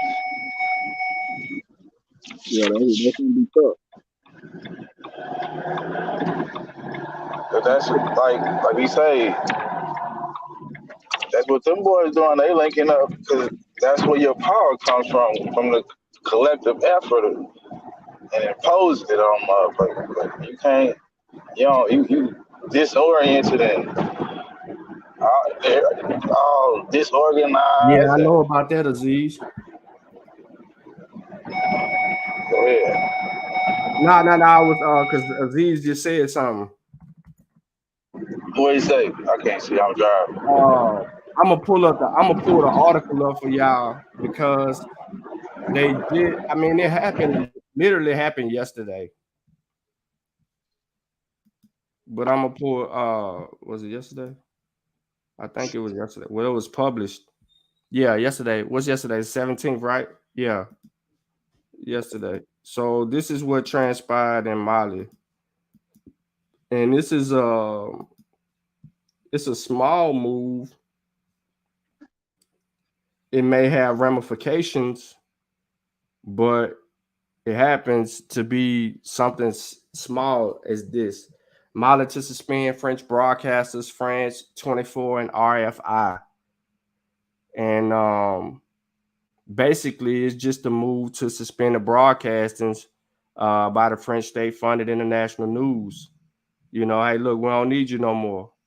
I mean, but you Killing have to their be narrative. prepared. Right. But you have to be prepared to replace that, right? So you got to have things in place. My thing is people think that these damn people don't have they may not have the actual infrastructure, but they don't have the ability to create the infrastructure to solve some of these things. Nah, they actually need leadership that is willing to under its unification do right by its people and stop being bought the hell off. But yeah, this is what Aziz is referring to regarding Mali. That's a nice step because if the media is the media there is like as influential as it is here, Man, plays a part in creating and spinning narratives like it does here, then yeah, that's a big step. right. We know how they paint up. We know how they paint up. So I mean, if it's the same thing, which I'm pretty sure it is, then yeah, It is. It's communication. You know what I'm saying? Media works the same way, just like on their mind, like it work on ours. It's like how they doing that shit in Russia. Some people don't know that they believe that they not they not attacking these people and shit. It's just a special operation or some shit. No, yeah, these boys at war. But they can't even say it's a war. You know what I'm saying? Media controlling that. The government could work. That's Putin and shit, but yeah, they control them narratives. Exactly. Mm-hmm. But it all starts somewhere, man. Little small wins will lead to a big game. and we have to believe just like they have to believe, but we also have to do our part in trying to make sure that we can make some type of progress, because we're more culturally unified than as Africa could be because of its diversity. But they're looking for shit things to answer questions in us that we ain't answering for ourselves, though.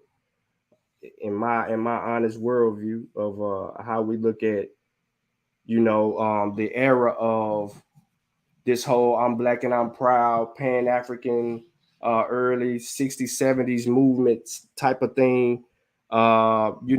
We stood on principle when we were fighting for South Africa, and you know what I mean, and all that whole bill. Like, a lot of that "black and I'm proud" was out of that. You know what I mean? Like, we made a lot of noise over here for the continent of Africa during some of those political battles that they were having and facing and things of that nature. So I think that they don't see that from us today, and we don't even see that in ourselves today, because No, we don't. we're distracted. We're distracted like a mother. Like, for real. Like, think about it. We're overly entertained. We have short attention spans, and they keep developing new apps that limit the learning curve. So if you can't spit some knowledge in not only it was 140 characters, now it's whatever the 30-second little mini clip, the shorts. If you can't get your information in them 30-second shorts, you know what I'm saying? You might not be able to keep a person's attention long enough, because some people just ain't built to comprehend that long. I mean, think about it. We're right now in conversations with people online that frowned upon someone reading information. Mm, taking That's, too long. Reading the whole book, huh? Right. You're not supposed. information is winning, because all these apps and all these social media sites, they're designed for that to happen. Like you said, 30-second window clips, 140 characters. Like, you gotta have microwave shit, like, really, to get your point across. The thing is, everything can't be microwave, so that's a problem. You know what I'm saying? Certain shit you can't fit certain shit in that 30 seconds. So it's a lot of Accurate shit information, niggas missing out on. accurate information, you think? But That pseudo information, you can get that shit in there in 30 seconds. You just make that, It's easy because you're generalizing. You're not being specific about shit. You speculate. You ain't, you know what I'm saying, really doing no cross references and shit. Hey, all you Freestyling, gotta, making shit up. you yeah, can't Facts. be the Islam and spit that shit like Twister, then nah, we ain't trying to we ain't trying to hear it. All you gotta do is be passionate when you're doing it. You know what I'm saying? Sound real passionate. Yell about it, cut somebody out. You know what I'm saying? You gotta make There it you go. clear. what was you saying, Aziz? Shoot, man. Man, I don't even know for real, but basically, man, I feel like, when it comes to Pan-Africanism, I think videos like this are important because, like, we don't understand the history of Pan-Africanism. And that's a deep statement, because that kind of means that we have a misunderstanding of what our political history is as Black people. Mm-hmm. I don't know. It just makes me think of a situation where you with some people, y'all split, but as things change, people, I think too easily we get swayed. I think you hit it on the nail, honestly. We're too easily distracted. We always got stuff in our face that's keeping us away from the things that matter. Mm-hmm. I don't know. I could build on it some more a little later, though. Yeah, no, I just feel like that's the whole thing is that they know how to keep us distracted, and that distraction is winning our our attention span.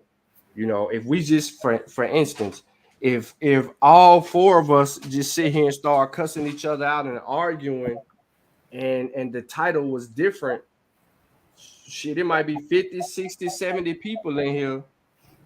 You know what I mean? Fuck it, let's just go pseudo for 6 months, bro. Right, you're right.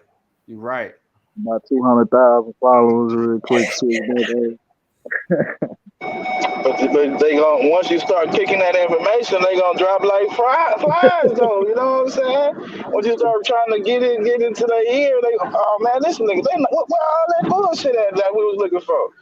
They ain't being the same, man. They ain't keeping it real like they. Right. No, that's fact, bro. That's fact.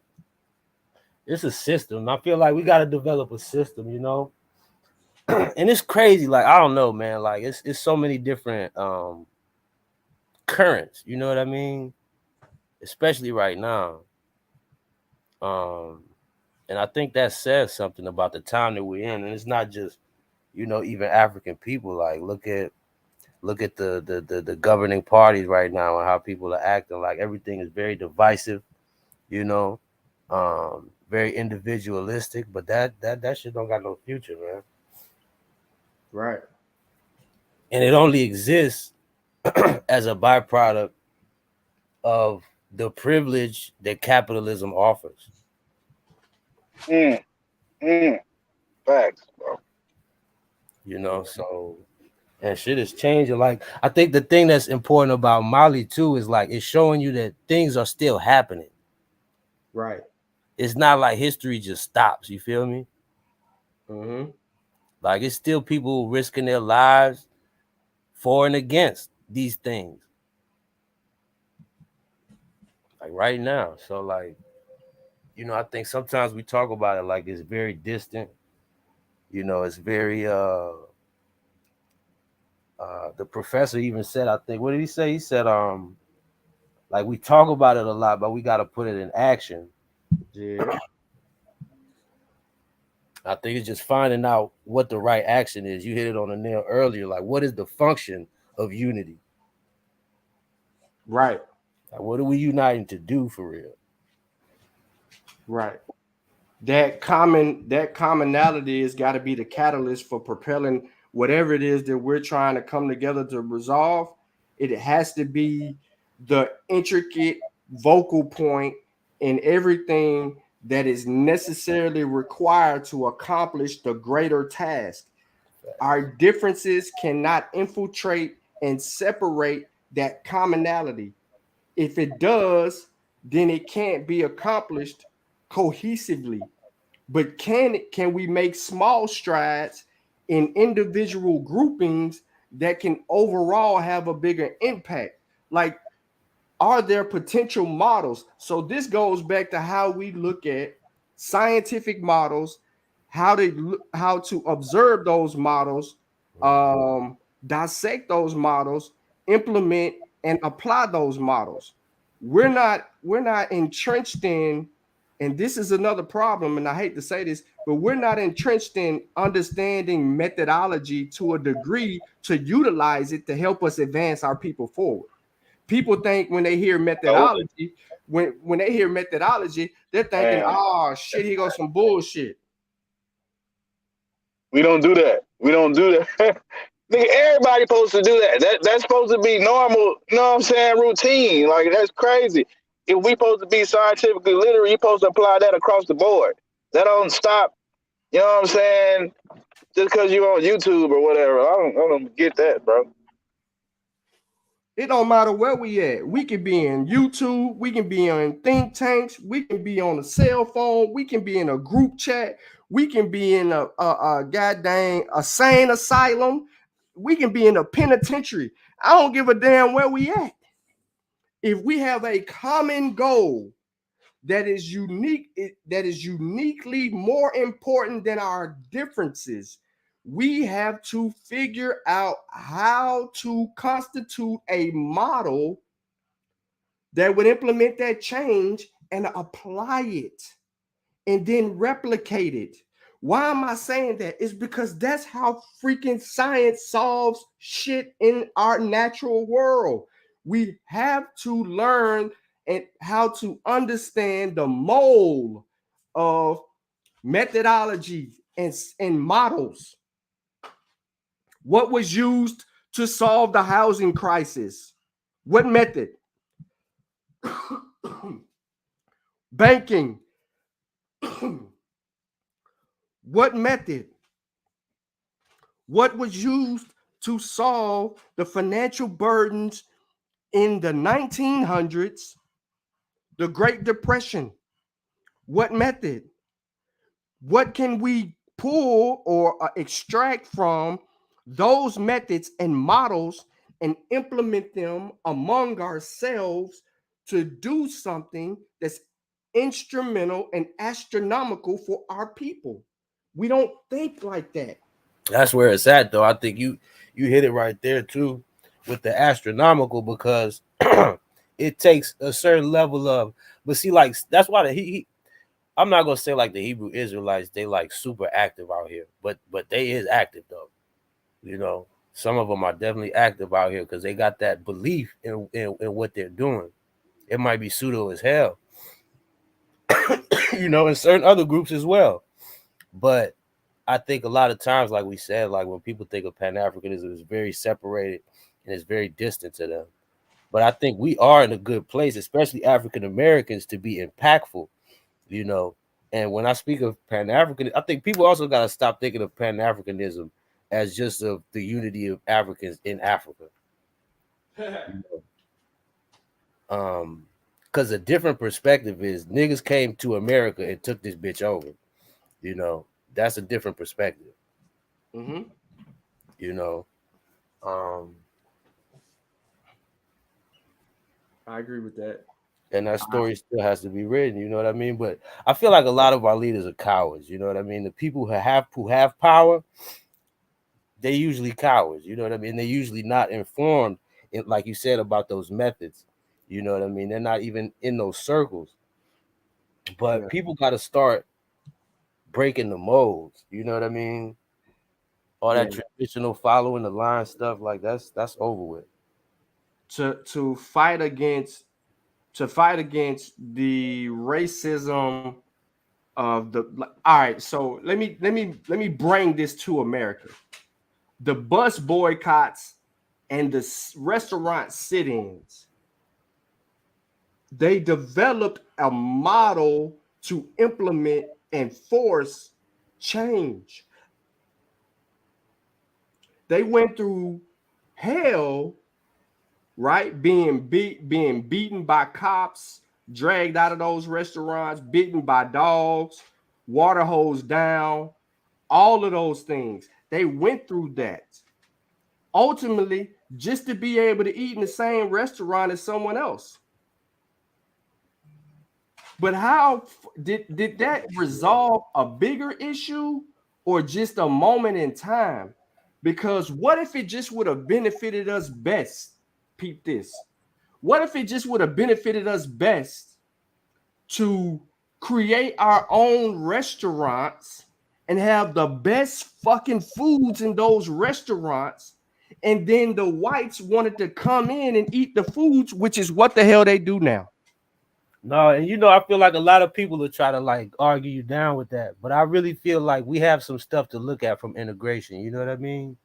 And even the thing I said about the cowardice thing, like, you know, don't get me wrong. It's a human thing to want to stay away from any kind of negativity. You know what I mean? Or bad things, or you know, etc.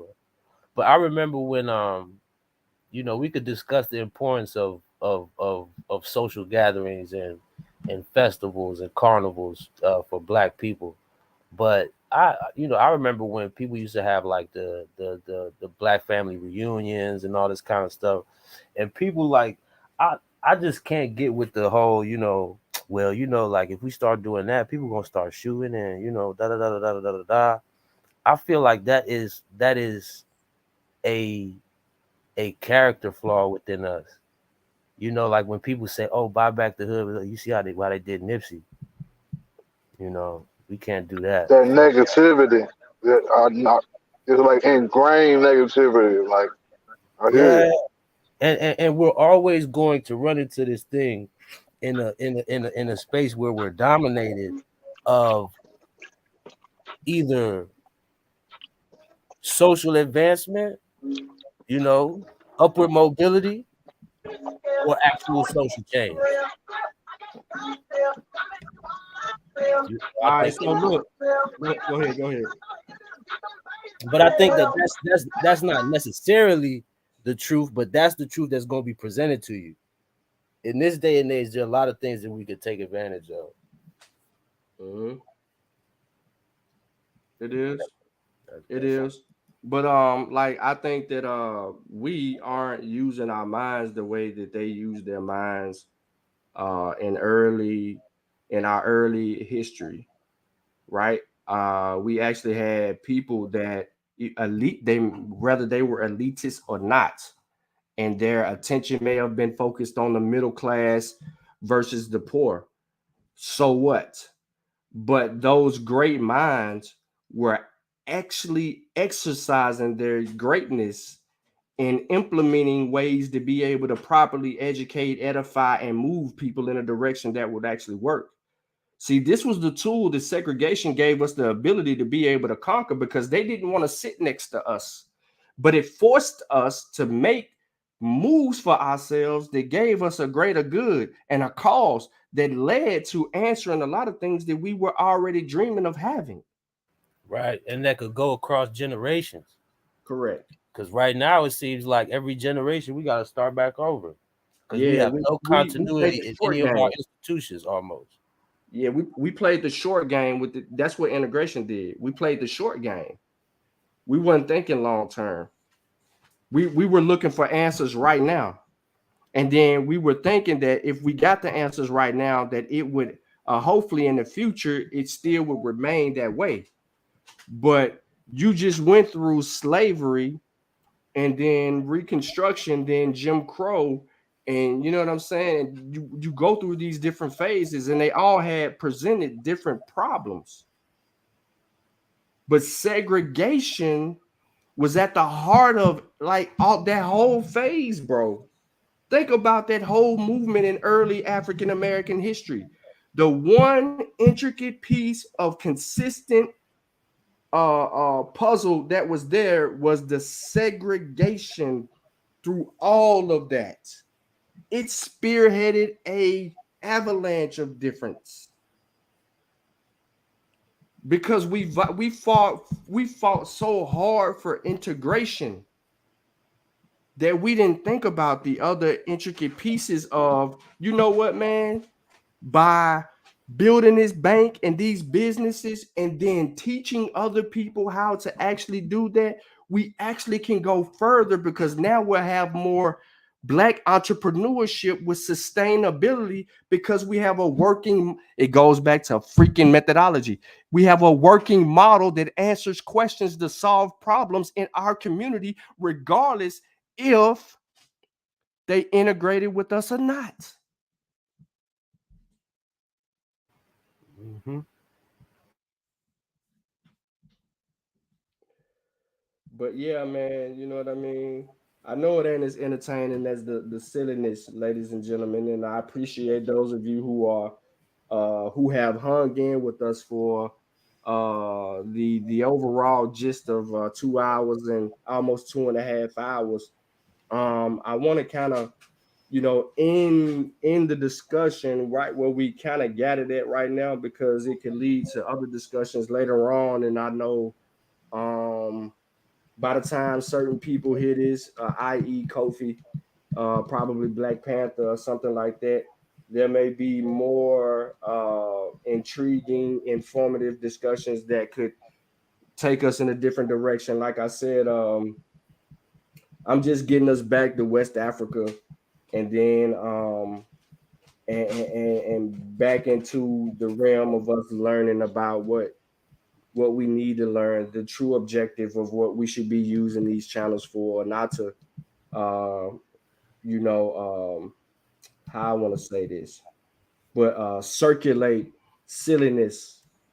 You know what I mean? I don't think that we're progressively asserting ourselves for those of us that are in the part or the era of trying to actually really use knowledge to answer personal questions for ourselves and advance our people. I think that the circulation of arguments, yeah, it could be entertaining for a lot of people, but at some point we have to progress beyond that because we face a tough task in trying to set our children up to not have to deal with some of the things that we did, and their children to not have to deal with those same things as well. So rightfully so, we should be in our feelings to edify ourselves. And I'm not saying anything about race first. That's not even a part of uh should be a part of the actual discussion if we talking Pan-Africanism. So you should already know ultimately who I'm directing the attention to. But I'm just saying we've tried that in the 60s and the 70s by empowering our people. Remember, I'm black and I'm proud. How far did I'm black and I'm proud get us? Yeah, I think people who emphasize the race first thing for real really underestimate the culture aspect. You know, because culture is a matrix. When somebody comes into your culture, they know they're coming into your culture. You know they're coming into your culture. That's your turf. A Chinese person that come to the United States and start doing black stuff, you know what that is. You know, it don't make him less of a person at all. You know what I mean? But it's just what it is, and there's power in that. But I think we have to figure out how to really be the ones who take advantage and things like that. And we always talk about music, but it's not just that. Yeah, ain't just food either. Mm-hmm. It ain't the language. I mean, all of that is intricate when you're looking at overall culture, but I mean, that's pretty much the basis of our identity. But when we ultimately have to resolve some things, we don't have the tools to be able to do those things because we're too dependable on the multiculturalist aspect of culture to solve those things for us. We still depend on Sky Daddy. We still depend on in a lot of instances, people talk that anti-government shit, but they still depend on the government to send them food stamps, a stimulus check, and you know what I mean, and educate the masses. So we're still dependable, right? We're not as self-sufficient as we think we are. How many of us can go on a camping trip and get out there and survive? That's one thing about Satipara that he always said. He was like, man, I still get out there and camp and shoot arrows and do all of those things because those are the necessities, and you don't want to lose those necessities because if you have to go back to that, how you gonna survive if you can't? So I think that we have to go back into to that mode to be able to help us understand what we need to do to do, and then if we ain't teaching people how to replicate a successful business model that we can utilize, then it's all for naught. It can't just be one or two or three people having success out of something, ultimately, maybe because their efforts will yield those results, but it's got to be something. We have to simplify a model that can be replicated by even the ignorant Indeed. among us, whether it yields very fruitful ways for them or not. They still need to know how to be able to implement those things. And like I said, that's the importance of methodology and models. But man, Professor Lumumba, he really got to it. And us looking at the recolonization of Africa with China leading the way is proof positive that we might be going through a whole nother situation again. So look, I want to let everybody know before we get out of here, man. Next week we're looking forward to building with our brother in the chat, Brother Lavelle. You see him right here in the chat. Kofi should be interviewing Brother Lavelle next week. I mean, he's still doing it's Women's Month. That's still got to be handled. That's a different show. But we want to bring Brother Lavelle on, and we're expecting two things from Brother Lavelle. The first thing is the interview. And out of that interview, we want people to really know who Brother Lavelle is. And if you haven't picked up Spearmasters from us, you need to go and cop that, because not only is he in there, there's several other people that's been in the chat and support the channel that's in that as well. And if we get the first part of the Brother Lavelle situation done and we bring him back for the second part, he's gonna bless us with some nice little jewels and be able to speak to something. So hopefully y'all found some motivation out of this conversation. And when y'all go back and catch Professor Lumumba kicking that spiel, hopefully you extract something from that and it leads you into some research direction and it answers further questions. I swear I got bronchitis. It's that breakthrough. We're having that breakthrough infection right there. I ain't got no breakthrough, bro. I'm negative. Negative in a mug, negative. But yeah, man. So I appreciate the Z, bro, you hopping on. You're always welcome. You should come more anytime you got time. I appreciate the bill, man. And no problem. Look out for a presentation from Brother Sutek. He in the kitchen cooking up something real quick. He gonna take us back and get our minds back right. So we're looking forward to that. I don't know if we're gonna get some Tep Hesop edition or something like that, but man, I got it loaded, man. I was gonna do it, but you did that shit right now. But it was good though that you did. What I did right now ain't got nothing to do with you. I might still do it, man. There's still time left in the day, man. It's locked and loaded, man. I really had to go back and add some stuff on there. Okay. And Aziz, I mean, many of y'all don't know, but Aziz been dropping shorts. He been trying to come up with a nice little sample size way to bring y'all some information. So hopefully for those of you who are in the chat and those of you who will catch the replay, you'll go over on the Mossy Warrior Clan YouTube channel and you'll extract some of them jewels that Brother Aziz has dropped on us, whether it's on Instagram, Facebook, TikTok, and otherwise. Bro, Aziz been putting in some work in, and I think you got some more coming down the pike for us.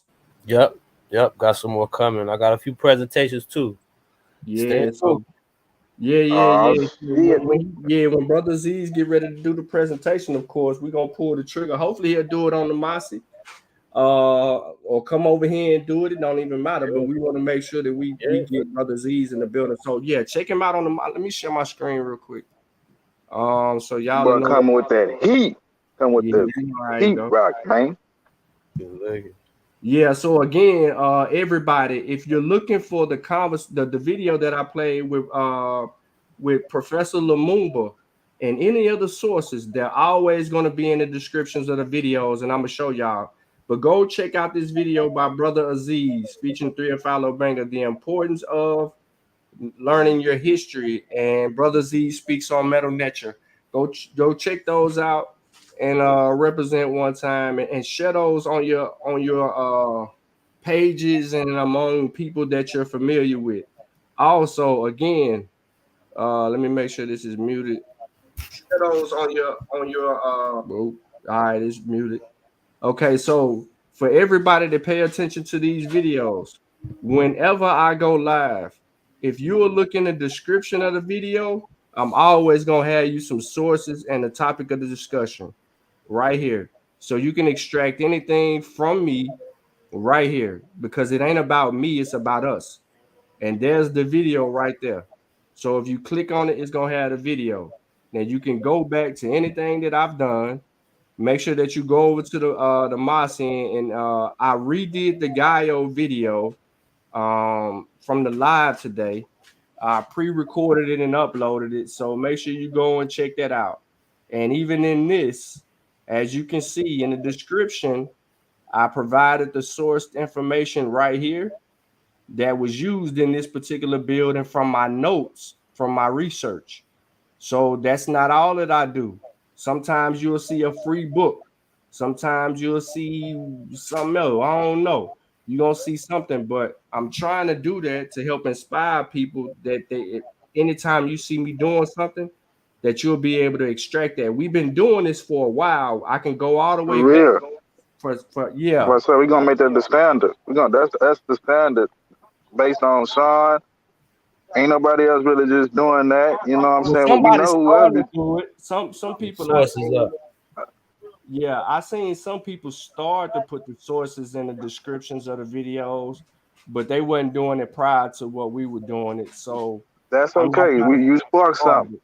You Yeah, spark something, yeah, and it's just, it's constructive, and it Even ain't though just like anyway, we ain't gonna just watch this and just forget everything you was talking about. Nah, you can go back and really before it even started, you can know what you even finna talk about. As soon as you know what I'm saying, as soon as you let you know you finna go live, just check Sean's stuff.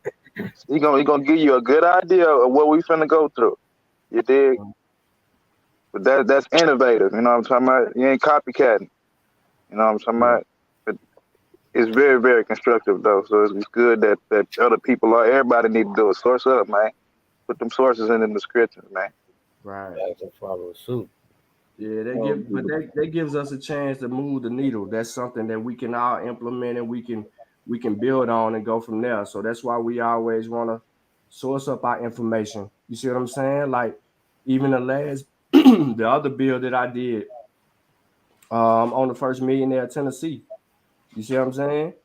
You know, it's a free book in there, and we gonna need to get to this particular book, and that's instrumental in what we got going on. But at the same time, you know, you can extract some stuff, and I'm trying to make it extractable so that y'all can go ahead and move forward on those things and progress from there. When I do some silliness or attacking some pseudoisms or something like that, I might not have that information in there, but you know, I try to But do you my. gonna have fire source. You ain't gonna have no pseudo sources in there, huh? It's all Nah, credible. I ain't gonna see. See, even in Nah, talking real about talk, it women. ain't gonna be nothing but A1. You know what I'm saying? Grade A sources up in there every time, though. You know what I'm saying? You know, we take our time with that. Right here. I'm talking about COVID right here. You know what I'm saying? But look, you know, and even the little Come videos on, is in man. there. You know, Come so on, man. Who doing that, man? Real But bars. they don't want to hear that though. They said done about it. They said don't nobody even care about that no more, though, son. That's what they well, said. it's unfortunate that those people don't care about it no more. But yeah, we just changing the lane. So Layshow, yeah, man, in the description, watch the whole video, bro. Oh yeah. Even though you was telling people what was going on, you know what I'm saying. But yeah, I just wanted to show everybody what's going on. But yeah, man. On that note, you know what I mean. We appreciate you. We're gonna cook up us an outro video pretty soon. Somebody, one of these dudes, Sutek act like he been in the kitchen, so we're gonna see what's going on with him. We'll see how that meal. Hey, is them gonna get us strikes though? I thought about that. I was looking that up. Cause mine got lyrics and stuff like that. Is that gonna get a strike? Nah, make sure that you're playing the copyright disclaimer. And do all that, because sometimes we don't even be getting those. I don't even know what's up with that, bro. We ain't even been getting those stuff. I mean, if we do get something, it just be a copyright, but we don't monetize the channel, just so they can claim the shit. If it ain't owned by no music company, they can't do shit. Right. That's why I fuck with them. Go ahead, Sute. You said about. Go ahead, Sute. I'm trying. That's why I mess with the mixtapes. Because the mixtapes, you know, they ain't under nobody contract. Right.